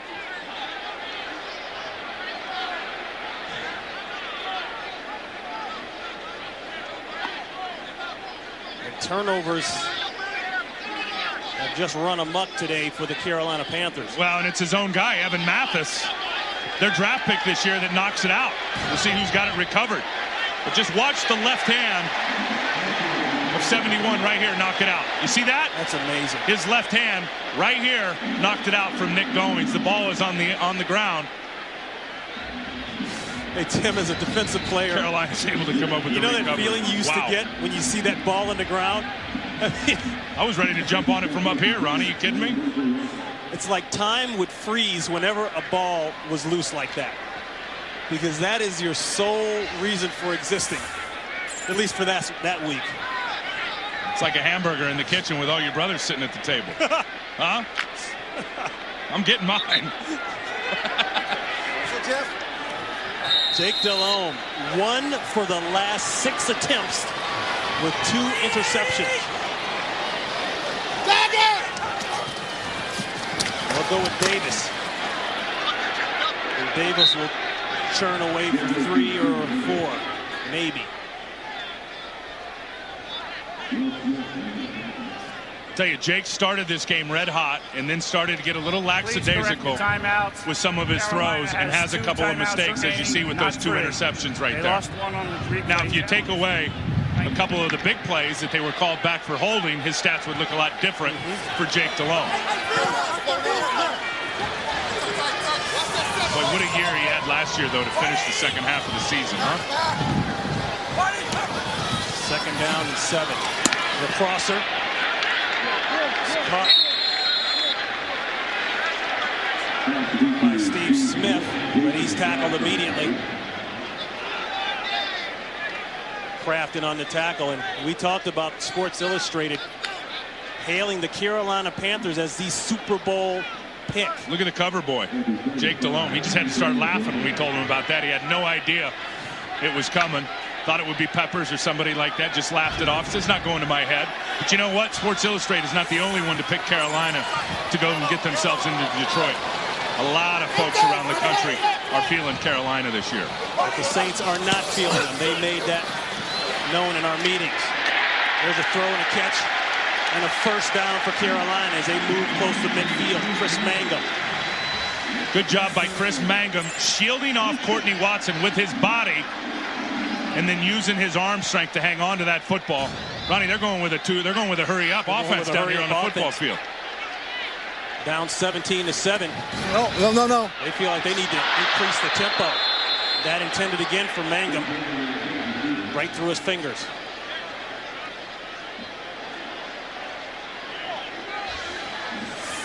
You know, Mangum has been a big part of this offense for Jake Delhomme for a long time. And last year had a career year. I think 34, 35 grabs. And they will utilize the tight end in this offense more than any team in pro football in terms of where he is at the point of attack in the running game. He's always at the heart of that running game if you watch where Chris Mangum is. 2 catches for 22 yards today for Mangum.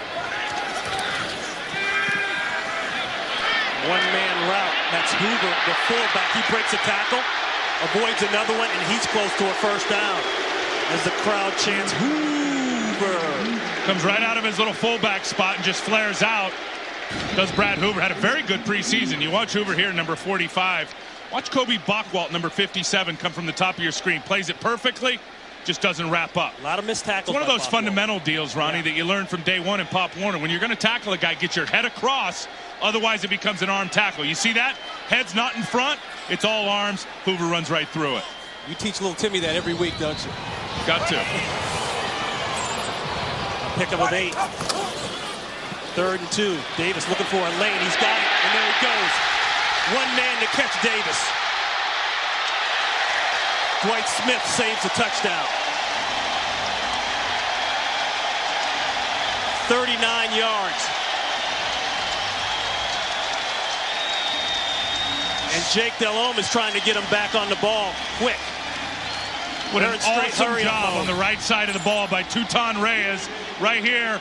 And Jordan Gross. Watch Jordan get his guy kicked out. Tutan gets his guy chopped down. Stephen Davis off to the race. Looks to the fade. It's not there. Comes backside. Nearly intercepted. What a break by McKenzie. Boy, he can break on that football, can he? Bellamy was there as well. Mike Delhomme McKenzie's been all over the place today. He has, and Delhomme is a hair trigger late now on that release. Well, if you look at his 2 picks and his mistakes, it's because he's been late. And if you talk to him about the game last year, it says because he was hanging in there and throwing the ball late. It's exactly what he told us in the meetings, what he remembered from that season finale last year. 2nd and goal. Chalk that up to some pretty good coverage in the defensive secondary for the Saints. Foster maybe got a couple.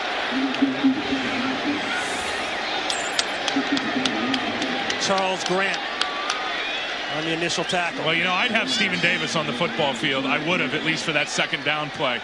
Now, considering he went on a long run, maybe he needed a blow and they put Foster out there. But bit. Wow. What a testament to a guy. 18 months recovery for a microfracture surgery. Look at those numbers, baby. I don't think so. Empty backfield. Expect a quick throw. No blitz by the Saints. They bring 4. Threw it right into the teeth again. Flag is down. Intended for tight end Chris Mangum.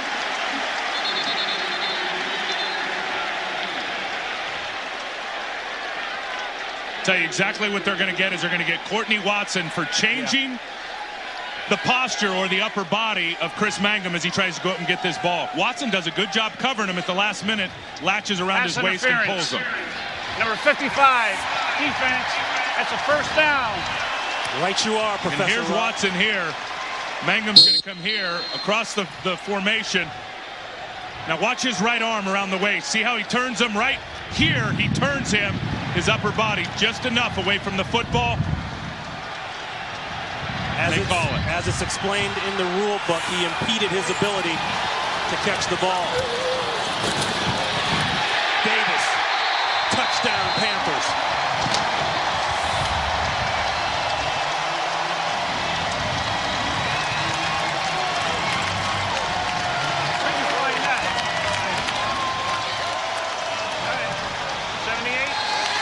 Stephen Davis started off with a great run. 78 I got. Who Took else? a few plays off and then found pay dirt. 39 yards on that big run. Yeah, by that Davis. drives all Stephen Davis. And that may have been the key drive in this entire game for Carolina, for both teams, and that's why they went to the hurry-up offense.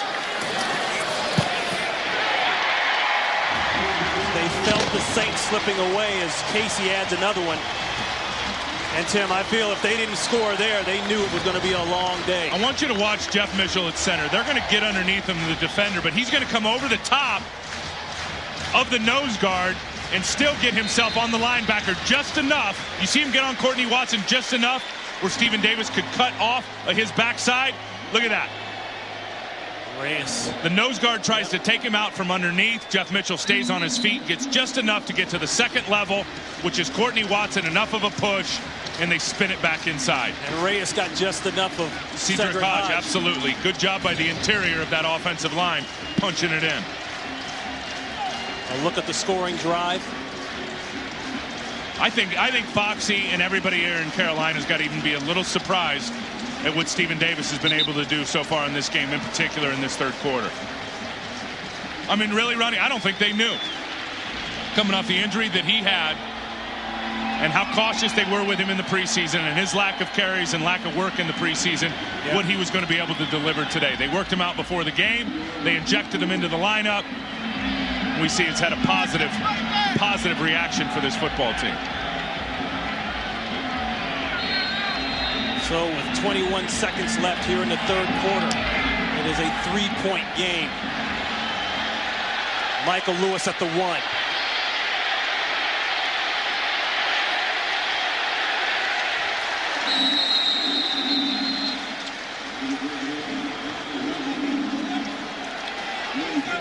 Rasmussen on the tackle.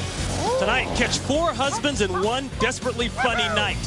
It's the premieres of The Simpsons, The War at Home, Family Guy, and American Dad. The new Fox Sunday begins 7 Central tonight right here on Fox. And Tim, there were some serious collisions on that kickoff return. There's been serious collisions all day long with the big boys up front. I think you're missing something if you don't watch this game, Ronnie, from the inside out with the way both of these lines are playing. And the noise picks back up here in Carolina. They'll go play action. Conwell's open again. There it is. Oh, no. And it's incomplete. An incredible They're going to get a personal foul. That's a personal foul knockout shot. Marlon McCree. On Marlon went McCree. Right to the head, and the flags came down. Yeah, he's going to get flags for this. And I knew you can't headhunt a defenseless wide receiver like this. Watch Marlon McCree take the head off of Ernie Conwell. That ball's Watch a little this. late. Bam. Yeah. All right, what's the number? Maybe he doesn't catch the ball. So it's back up here. He's got 1 foot down. He doesn't have his second foot down. That's hitting a defenseless receiver. Well, in Pure and McCree's simple. defense, McCree doesn't duck his head. He does hit him with the shoulder. But, Ronnie, if the receiver has not got both feet on the ground and is headed towards a football move, and you rip his head off like that, they're going to call you on the personal foul. Fox does not like the call.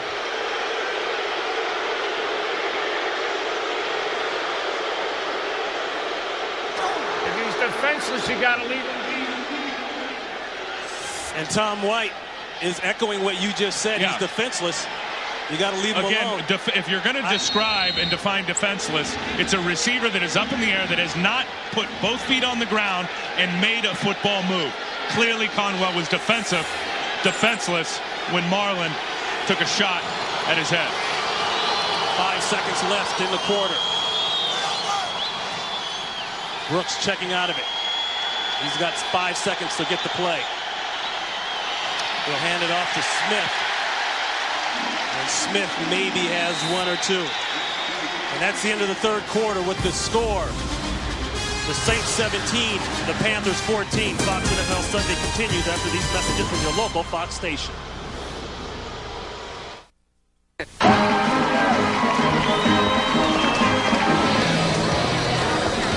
Give me a Bud Light. Must be hot in that suit. Telling me.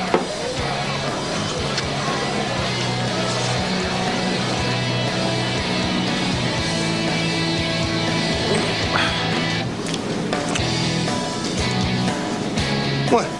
For the great taste that won't fill you up and never lets you down. Hey, can I get one of those hot dogs? I don't think so. Make it a Bud Light. Comes back. You know what? I think it will come back, Ronnie. I mean, you think of their culture down there. You think of their cuisine. You think of their way of life. It's an iconic city from top to bottom across the world. I always enjoyed going there. I think that city will rebuild. That's my opinion. 17-14, Ron Pitts, Tim Ryan, Pam Oliver as we start the fourth and final quarter here in Carolina. A throw and a catch it. Dante Stallworth will run for a while. Stallworth all the way down inside the Carolina 40-yard line. Let's head down to Pam Oliver. Hey, Ron, Ernie Conwell came off the field absolutely seeing stars. The trainers were checking his jaw on the right side of his face. Jim Haslett came over and promptly slapped Ernie on top of the head. The Saints have taken him back into the locker room for further evaluation on that jaw. Back to you. Thank you very much, Pam. I think he was seeing more than stars. He might have been seeing a few galaxies as well. I'll tell you, he gets back in this game, he'd play on my team any day. It was a knockout shot. Antoine Smith, brought in this year as a free agent from Tennessee, gets a couple. And you got to take your hat off to that man right now. No doubt. Just for the showing so far. And no yes, doubt. They want to come in. This is a profession. And we talked about this, Tim. Everybody's heart is out for the Gulf Coast area and for the health of everyone out there that's been affected by Hurricane Katrina. But in the NFL, once you step on that field, it's 0-0. No, it's 16 games, and we all know what the end result has to be. But I'll tell you, I give Jim a tremendous amount of credit for all the non-football stuff he's had to go through and still has this team prepared and ready to go. Brooks will pull it down. He's going to be about 2-3 yards short of the first. Tackled by Peppers and Witherspoon. And this is what the Saints have had to go through for almost 3 weeks now. It's like that college bowl game circuit, right? Like 5 buses That's exactly a day. what it is. Think about it. They're in San Antonio practicing. They left before the hurricane came like they did last year for Hurricane Ivan. but it's a bus everywhere. It's a hotel everywhere. It's a meeting room for everything. They've been in 4 different facilities in the last 4 weeks. If you count them going out to the West Coast and staying in San Jose when they were out there for that Oakland game. And there has been nothing routine for this football team, really, since the news of the hurricane started happening. 3rd down for Aaron Stecker, and Stecker has to avoid one in the backfield. It looked like Dan Morgan, and it's going to depend on where they mark it.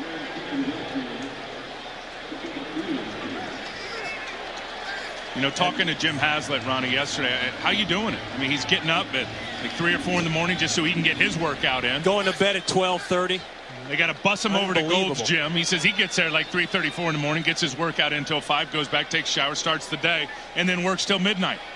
Trying to organize where these guys are going to live, trying to organize where the facility is going to be, trying to get everything just like it was in New Orleans. That's what he wants in terms of what these players are dealing with on a day-to-day basis. And what they had in New Orleans with the facilities, pretty good stuff. Right. And trying to emulate that on a daily basis so these guys don't feel a lot of change has been the ambition of Jimmy Haslett throughout all of training camp. And I was even shocked to hear, as we look at the measurement, they're going to be short.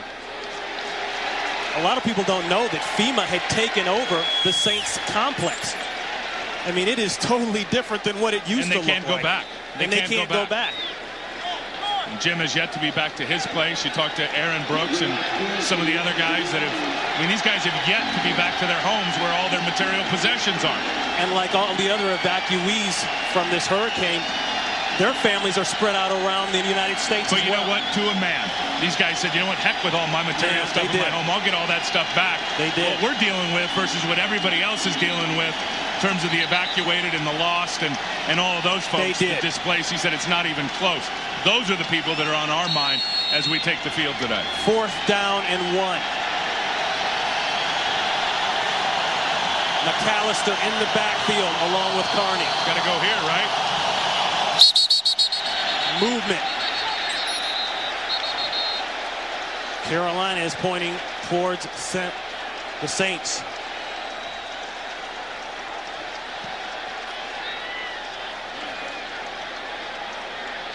Yep, Jamal Brown, it looks like, hesitated just enough. Got Peppers into the neutral zone, but he started it. That's Jamal Brown here, the right tackle. Watch him flinch just enough. See right there, that's all it takes. Pulled Pep off. They should get this the right way. This should be 5 yards against the New Orleans Saints. False start. Number 70, offense, 5-yard penalty, remains 4th down. Tim Ryan with his eagle eye, and that's exactly what it is. And that will mean a field goal attempt by John Carney. And this one will be a ways. Carney, very good last year on field goal attempts. He's hit one today already. This one will be from 48 yards. Last year he was 22 of 27.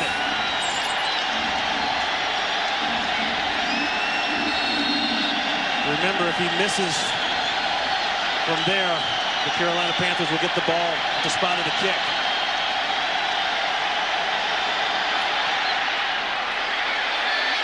Squeezes it in nicely. John Carney, 16 years out of Notre Dame. You must be watching Notre Dame football these days.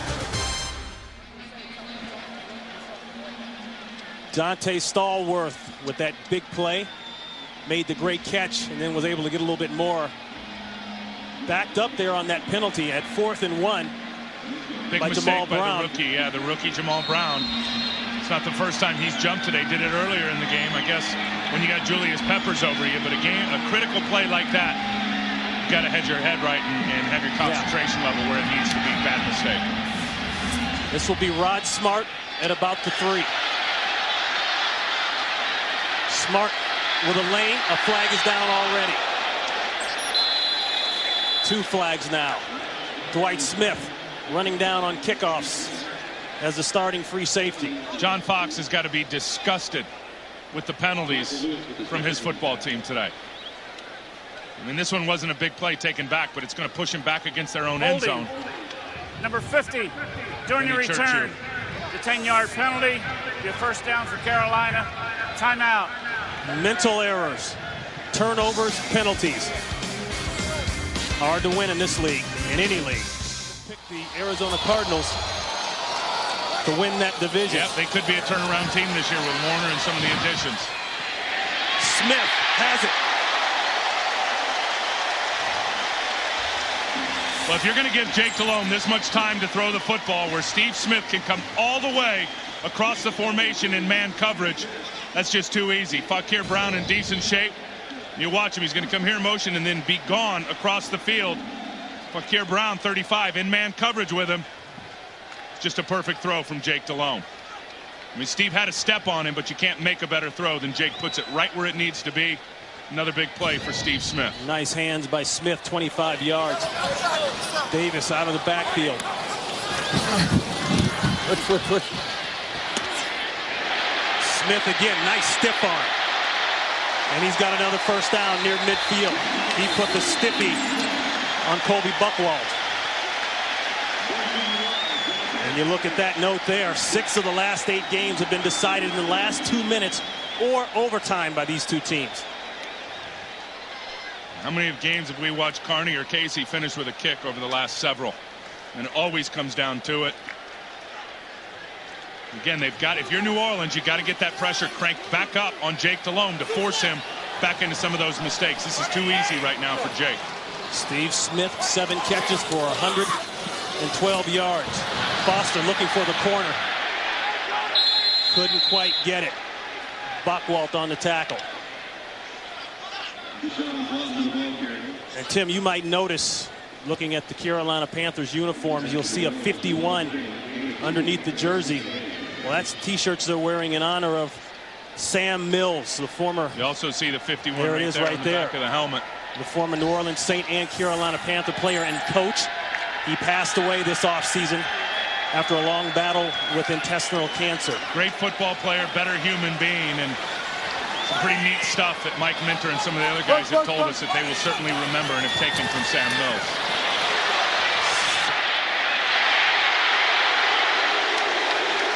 Hoover is inside the Saints' 45-yard line. Finally brought down by Grant. And earlier today, this is what we're talking about. This is the shirt they wore 2 years ago, Ron, when they went on that Super Bowl run. 58 for Mark Fields, dealing with the Hodgkin's disease, and then Sam, of course, 51 with the intestinal cancer at the time. That shirt is 2 years old. Sam Mills passes away again in April. You listen to Mike Minter and some of the things that they said. They said, you know, Sam didn't speak a lot, but when he spoke, you listened, because he always had something to say. The way he approached this game, the way he lived his life. All of these guys will take a little something from the life of Sam Mills. They've got movement, 3rd and 5. This should be a free play. Why not go for it? Smith. And he can't hold on. Pretty nice coverage by Fakir Brown. Smith very slow to get up.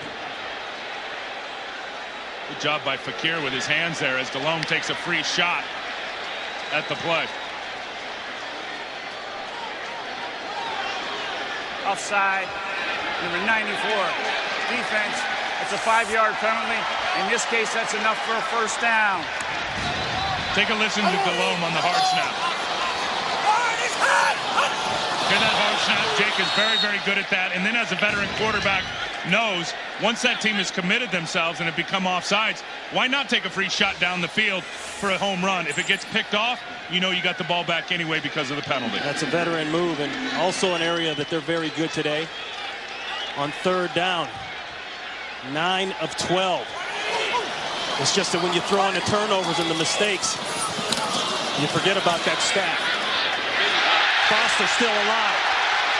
He'll have an easy first down before he's run out of bounds by Brown. 14 and a first down for Foster.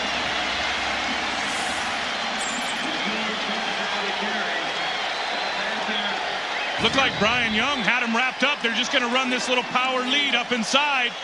Watch Foster. He is wrapped up right there.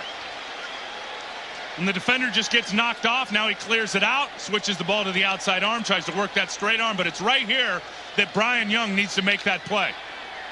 Looked like he got knocked off by one of his own guys. Check that, 19. for Foster. You saw Foster's numbers there. It helps to have 3 backs that can come in. Pressure. Delhomme is alive. A flag goes down in the secondary as he slides down at about the 19-yard line. I think we're going to have defensive holding, it looks like, back in the secondary, Ron.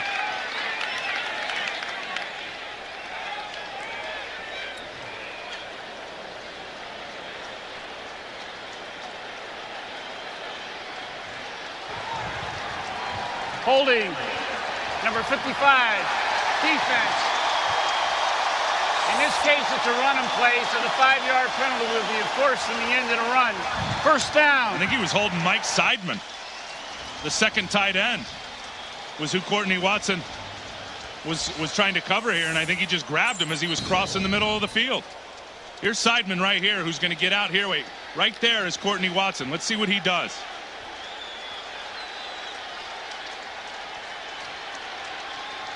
Nah, I don't know about that. I don't know about that. Looking for the throwback. Going to Smith. That's PI on Fakir Brown. And you might be right. Boy, Smith, he's a hard guy to stay with. He is, and you can't continue to give these guys opportunities on the back end now.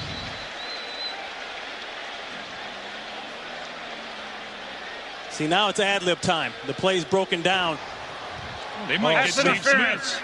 Number 89. Yeah, they got Steve. Offense. 10-yard penalty. Yep. Remains. First down. See, once you saw the replay here, you could see Steve Smith with his left arm push Fakir Brown by.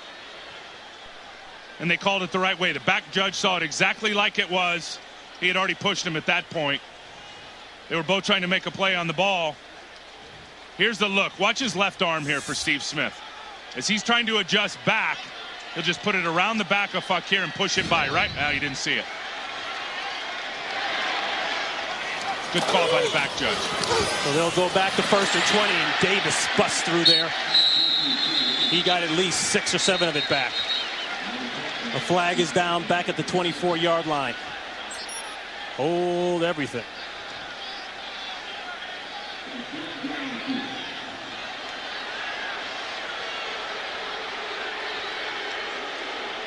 Tom White talks it over. Been a lot of those discussions today. Illegal formation.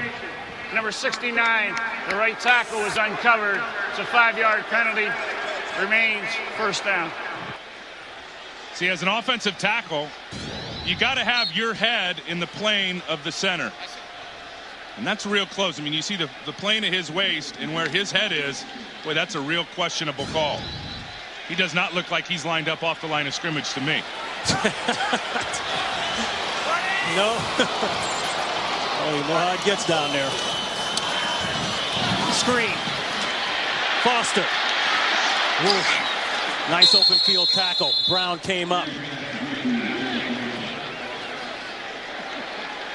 Fakir Brown, he only started 10 games last year.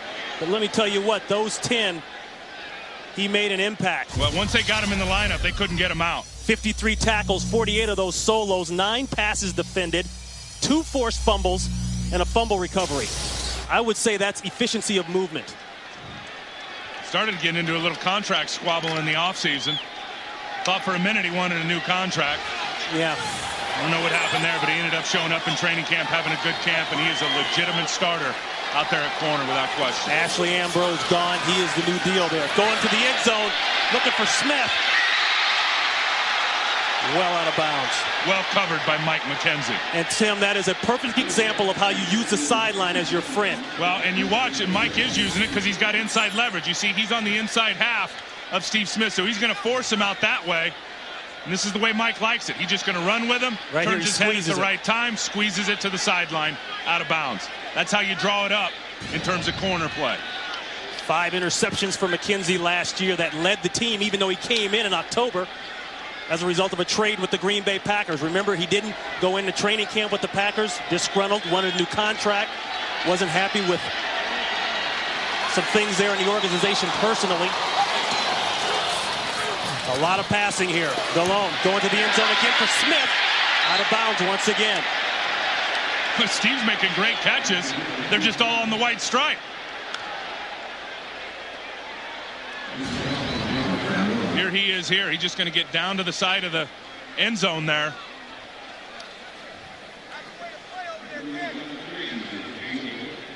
Right, the secondary, for what all the troubles they had last year, finishing 30th in the league, 27th in the league, they are doing a heck of a job today. I think they got it figured out, Ronnie. And again, in those last 4 games, the linebackers played much better, but that secondary, they started playing a lot more man coverage where they are conducive to more success.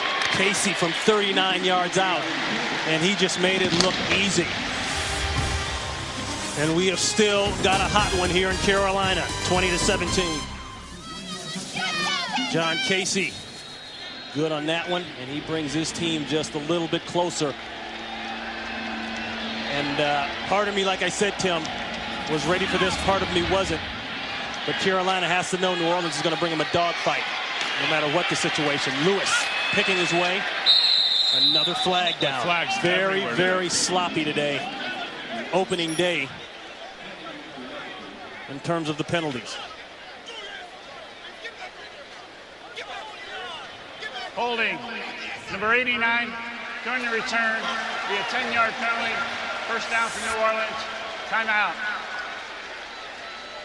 That one goes against Lamont Hall, the backup tight end. 6-11 here in the fourth. Ron Pitts, Tim Ryan, Pam Oliver, 6-11 here in the fourth quarter. And it has been all about the New Orleans Saints coming in and throwing haymakers early.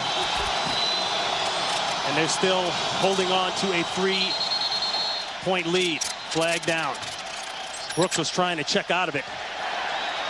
Might be a delay of game. No. Number 87, offense, 5-yard penalty. But I understand what Horn is complaining about. That's an audible. He walked into here. We've seen guys move on that before. Right now, we'd like to welcome all of those watching the Chicago Bear-Washington Redskin game. That one was a final. The Redskins win by 2. And this one here, it's been all about the New Orleans Saints. They jumped out to a quick 14-7 lead. A lot of turnovers on the Carolina Panthers' part, and a lot of big plays by the New Orleans Saints.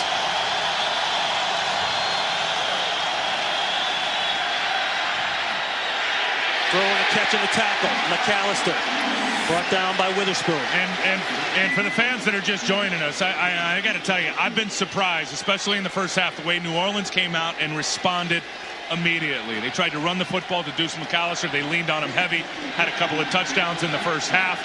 Aaron Brooks made some plays defensively. They got good pressure on Delhomme. If they weren't getting pressure, they were getting held, and the penalty flags were flying.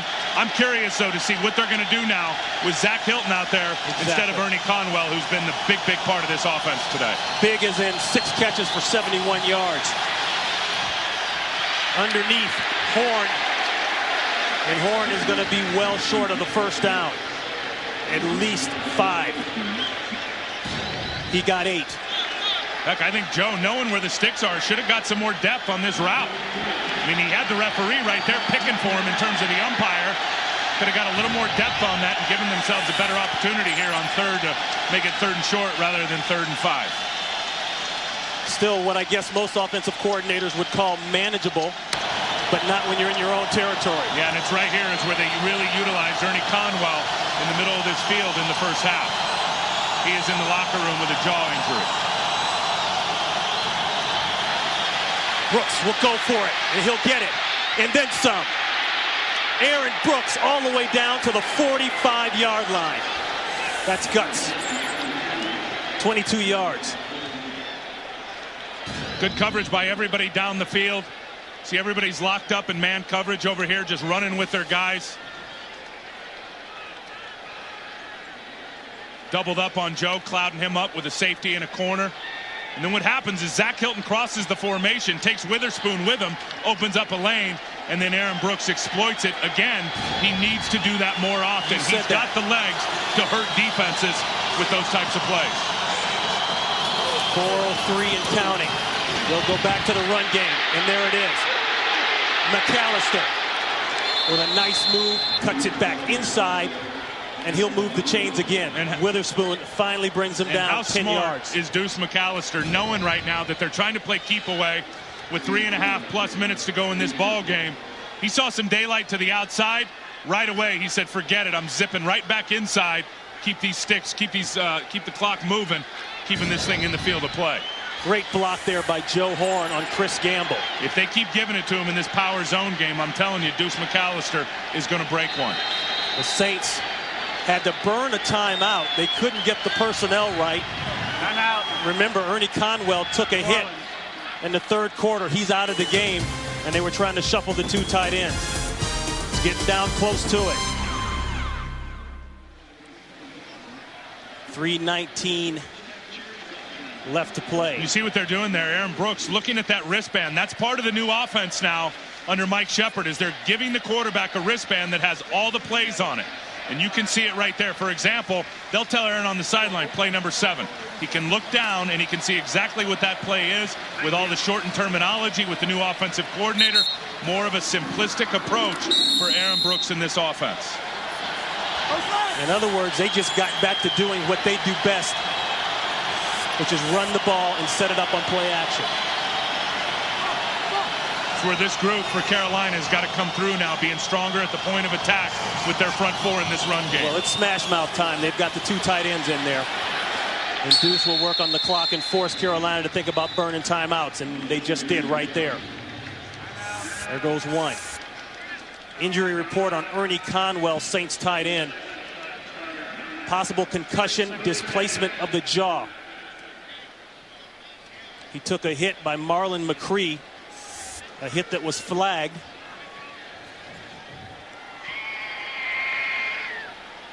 Don't forget the second half of the doubleheader coming your way next. The Dallas Cowboys and the San Diego Chargers. How about Kurt Warner and the and Arizona going back to the Giants where he was last year? See if Arizona can do anything on the road. Well, you know, Denny's not messing around out there. He gets rid of guys.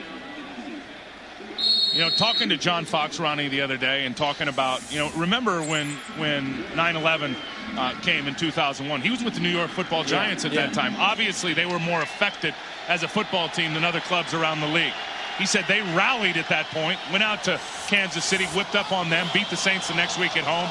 So he understood that the Saints would come in here fired up and ready to play despite the circumstance. 2nd down and 8. Pressure. The throw. Was he out of the box? I don't see a receiver out there. Aaron wants a personal foul called right here, and you know what? He may have a point. Aaron Brooks got literally slammed to the ground well after that ball was gone. He's pleading with Tom White to give him a personal foul call. And the other side is thinking watch what happens. grounding. See, they've already got him. Now Al Wallace is going to slam him on the ground. He's got Brooks, a case. He has absolutely got a case. Expect that double team on Peppers all day up in front of that when it's crunch time here with 3 minutes to go in this ball game. Brooks apparently out of the tackle box or close enough to not get the intentional grounding. They don't get the call for the roughing the passer.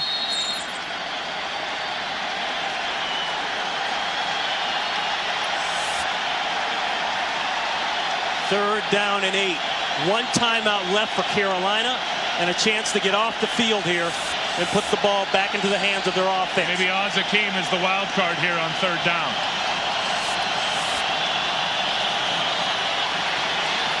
Oh, Horn can't hold on. He would have been short of the 1st down anyway. Tell you what, Aaron Brooks had both Akeem and Joe Horn wide open in front of the yellow stripe for the 1st down. Joe does not make the catch. Both of these guys are going to come here and get open. He elects to go to Horn. And you know Horn what Joe was going to do. He was going to spin out to the right before he caught the football. That's all he had left. Because Lucas was there, ready to make the stop. I'd have gone to Akeem, who was past the sticks. Might have been a good choice. Berger punts, and it's down at about the 13-yard line. 34 yards on the punt, no return. We'd like to welcome everybody to Carolina, and we've got ourselves a hot one. Ron Pitts, Tim Ryan, Pam Oliver. The New Orleans Saints came in here and dominated right from the get-go, jumped out to a 14-7 lead. Flawless play by Aaron Brooks. Great job by Deuce McAllister. And it all started when they took 9 minutes off the clock in the opening drive and scored. I don't think Carolina recovered from that uppercut. No, I agree with that. And you know what? I think if you look at that last play to Joe Horn there, that was a pass. If Joe Horn makes the catch and turns, he's got a first down.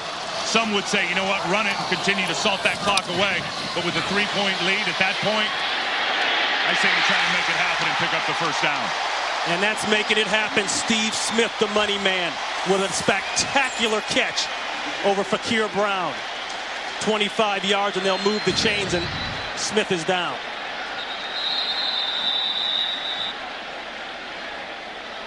Look at him go up and get that at his highest point. As we mentioned earlier, Smith on the day, 8 catches for 138 yards. As we mentioned earlier, Smith coming in after spending the entire year, except for 1 game, on the injured reserve list after being injured in the opener. Yeah, and he's got a plate and 8 screws in his lower leg right now. And they have tested him all day. I mean, he has been the key receiver in this offense for the Carolina Panthers. They tried to achieve that long pass over the last couple of series. As a matter of fact, it looked like Jake was even getting frustrated with trying to continuously go down the field to Steve Smith. They do it again. It pays off. Again, if you are the New Orleans Saints, remember what they did to this team last year in terms of getting significant pressure on Jake Delhomme. They have to do that, or it's too easy for him to find his receivers in some of the holes back in that secondary. Good news for Carolina Panther fans as Smith jogs it off. Just a reminder, the Saints finishing 8-8 last year, and the only reason they didn't go to the playoffs is they lost out on the tiebreaker to Minnesota the Rams and St. Louis. Beat the Jets at the end of the year.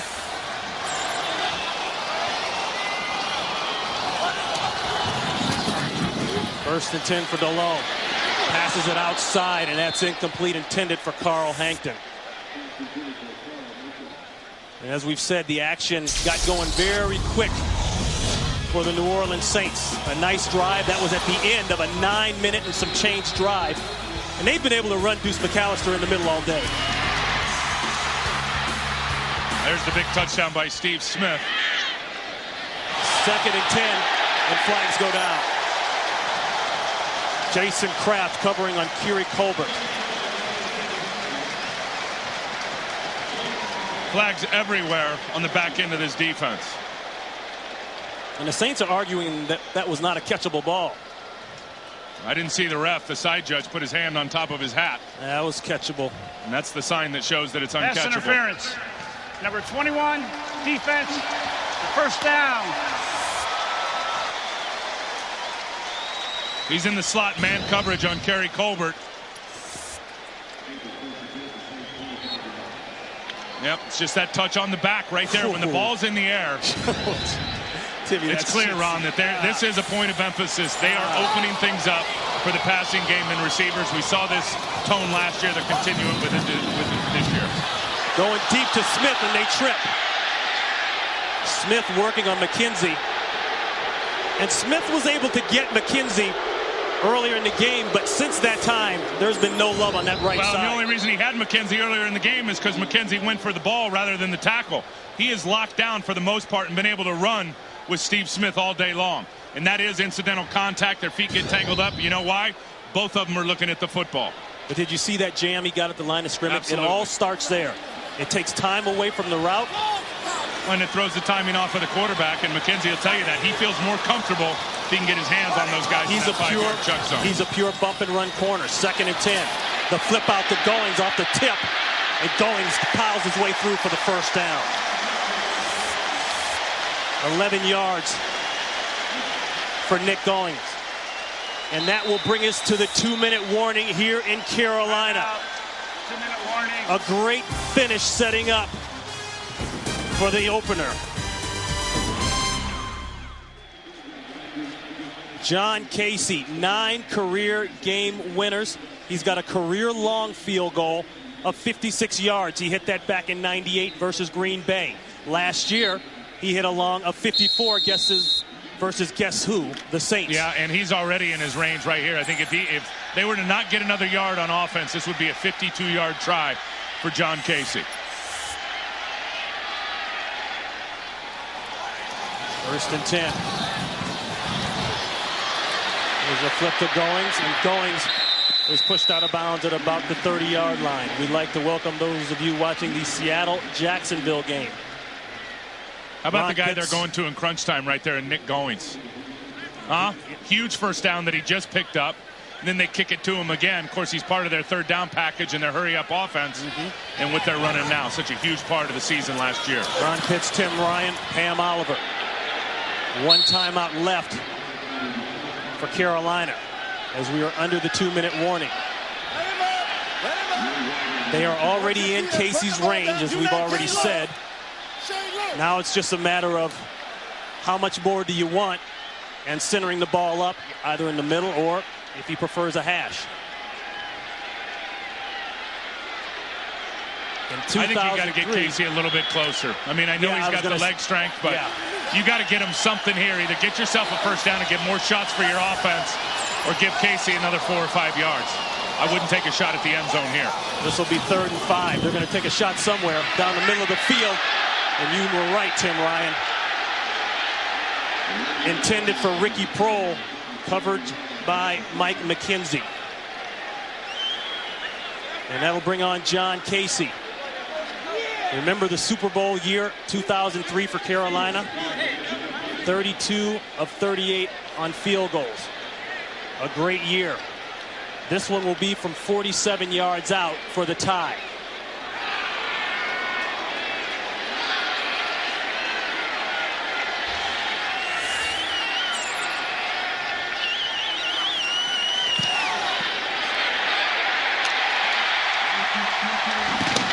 He might have hit that one from 60.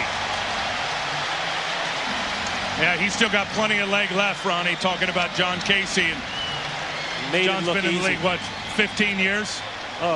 Still got plenty of leg left for him. Perfect snap, hold, boom, right through the center of the uprights. Officially 46 yards for the longest, or the last player from the inaugural '95 team.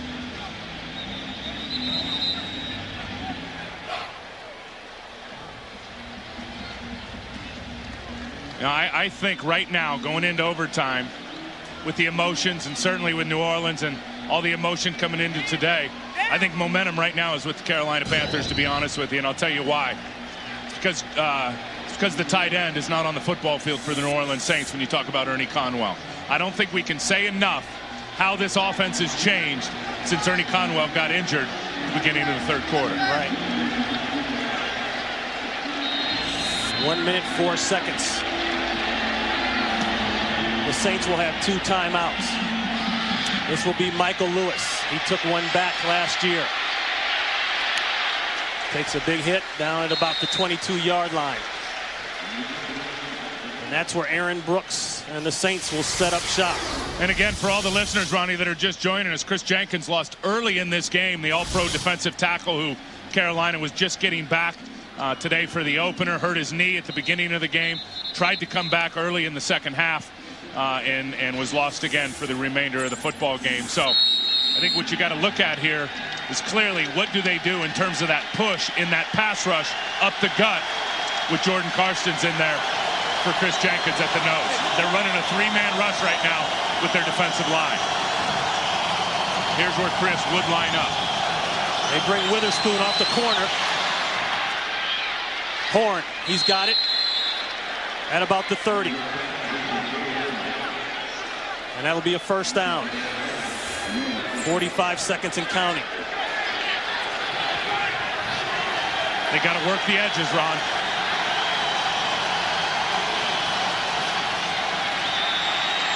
Brooks with plenty of time to throw, and a flag is down. Intended for Dante Stallworth. Chris Gamble on the coverage. It looks like a push in the back from up here for Chris Gamble. contact. Number 20, defense, it's a 5-yard penalty, automatic first down.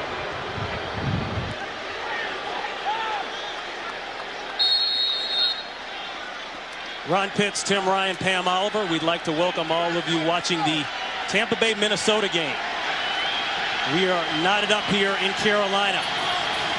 The Saints are driving. They have 2 timeouts. John Casey just hit from 46 yards to tie things up for Carolina. Wow, a questionable hold there on Rucker as he was trying to get pressure on Aaron Brooks. Look at that. That is a huge win for John Gruden, Tampa Bay. Did you see that rookie Alex Smith, that tight end, coming up with some huge plays against the Minnesota Vikings and their new defense? In Minnesota. That's what I'm saying, in the Dome. That's a huge win for John Gruden and his team. And we talked about Carney. Well, let's go on the other side of the ball and talk about, we talked about Casey. Let's go on the other side of the ball and talk about Carney. He may have to win this game for the Saints. Caught. Horn. You got to call a timeout. Joe Horn. They burn one. They've got one left. 24 yards and a new set of downs. How about the muscle Aaron Brooks put on that? And Ricky Manning was lost. Ricky Manning was lost in the slot, never turned around to try to find the ball. I don't know if he's confused, gets a late push right here on Joe Horn. Watch, Ricky will never try to locate the ball. He never looks. He never did. Little circle route right there. Joe goes up and gets it. And obviously the right call, getting to the official and getting the timeout called as soon as possible.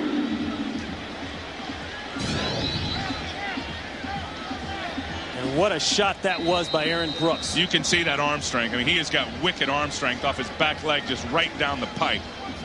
Carney, 12 career game-winning field goals, 4 as a Saint in his 16th year out of Notre Dame. He's 41 years old, Ronnie. He's still got plenty of leg left, in my opinion, to get 150. You remember last year he beat the Rams in OT, hit a 31-yarder. He was very good throughout the year last year, 22 of 27. He's got a career long of 54. The out, complete to Dante Stallworth. And for those of you just checking in, the Saints got on board early with a nice run by Deuce McAllister after a long drive using 9 minutes on the clock. Steve Smith got into the action. And Stephen Davis wasn't even supposed to play today, came in after spending the entire year on injured reserve and really made some big plays for this team. Yeah, he's having one big run, which has brought his yards per carry up, but he's played well today, Stephen Davis. 15 seconds as they give to McAllister. Call a timeout. 7 seconds, and they stop it.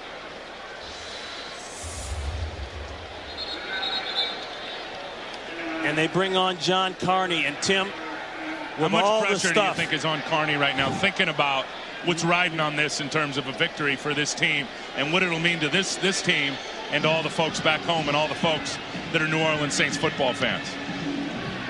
Words can't even describe it.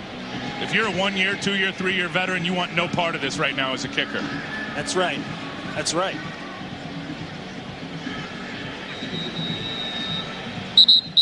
The entire nation buckled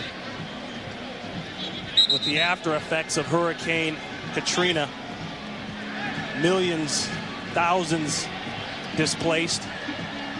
These guys have played their tails off today, too. I mean, any Carolina Panther can say, oh, we got a bunch of flags thrown on us and we got some bad calls. I disagree with all of it. The flags that were thrown were forced by the New Orleans Saints by trying to get after it. A fan told Joe Horn, just go to Carolina and bring us back a win. That's all we want right now. 47 yards from Carney. It's straight. It's drifting. And it's good. I'm showing 3 seconds left.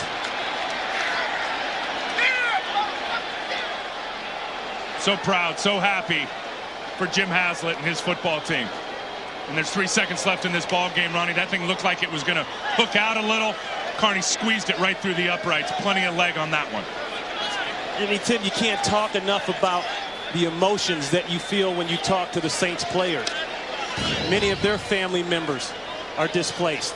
They haven't seen many of them in weeks. I'll tell you, a week ago, Joe Horn and some of these guys, they didn't even want to think about playing football. And then they go to the Astrodome, they go to the shelters, they visit with these folks that are enduring everything that they're enduring. And Joe has said it, a bunch of guys have said it, said, look, you know, a week ago I didn't feel like playing. Now after talking to all these folks, I feel like my spirits have been lifted up. I want to pull their spirits to see up. Who really has and they have come and played their fannies off today here in Carolina. And the one common thread outside of all the things going on regarding the hurricane and the evacuees was that they were tired of hearing about how good Carolina was going to be this year. The Super Bowl pick. Look at Haas. What did Haas tell us yesterday? The last thing leaving that production meeting, we had a very, very good meeting with him. He laid it all out on the line, was very candid with us. The last thing he says walking out, I said, Jim, you going to be all right? Last thing he says, fellas, we're going to win this game. That's what he said. He had confidence in his football team despite the circumstances to come through. 3 seconds left for Carolina to do something. Steve Smith, they'll try some trickery. And this usually doesn't work.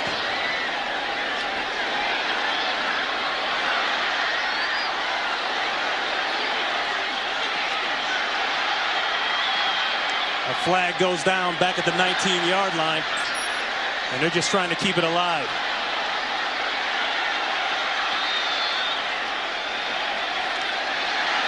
Unbelievable. This is almost comedy. And for what it's worth, there was a penalty flag on the play. For what it's worth. But what this team has gone through. We have a block in the back on the last play, number 86 on the receiving team. That penalty is declined. The game is over. With what this team and their state and their city has gone through, pale in comparison. Pale in comparison, but hopefully, Ronnie, what this team was able to do today was come lift the spirits of their football fans and give them a little hope for the upcoming football season and to entertain them a little bit. And I'm sure they have over the last 3 hours. Today's promotional consideration provided by for Tim Ryan, Pam Oliver, and Ron Pitts. So long from Charlotte. The final, New Orleans 23, the Panthers 20. So long, everybody.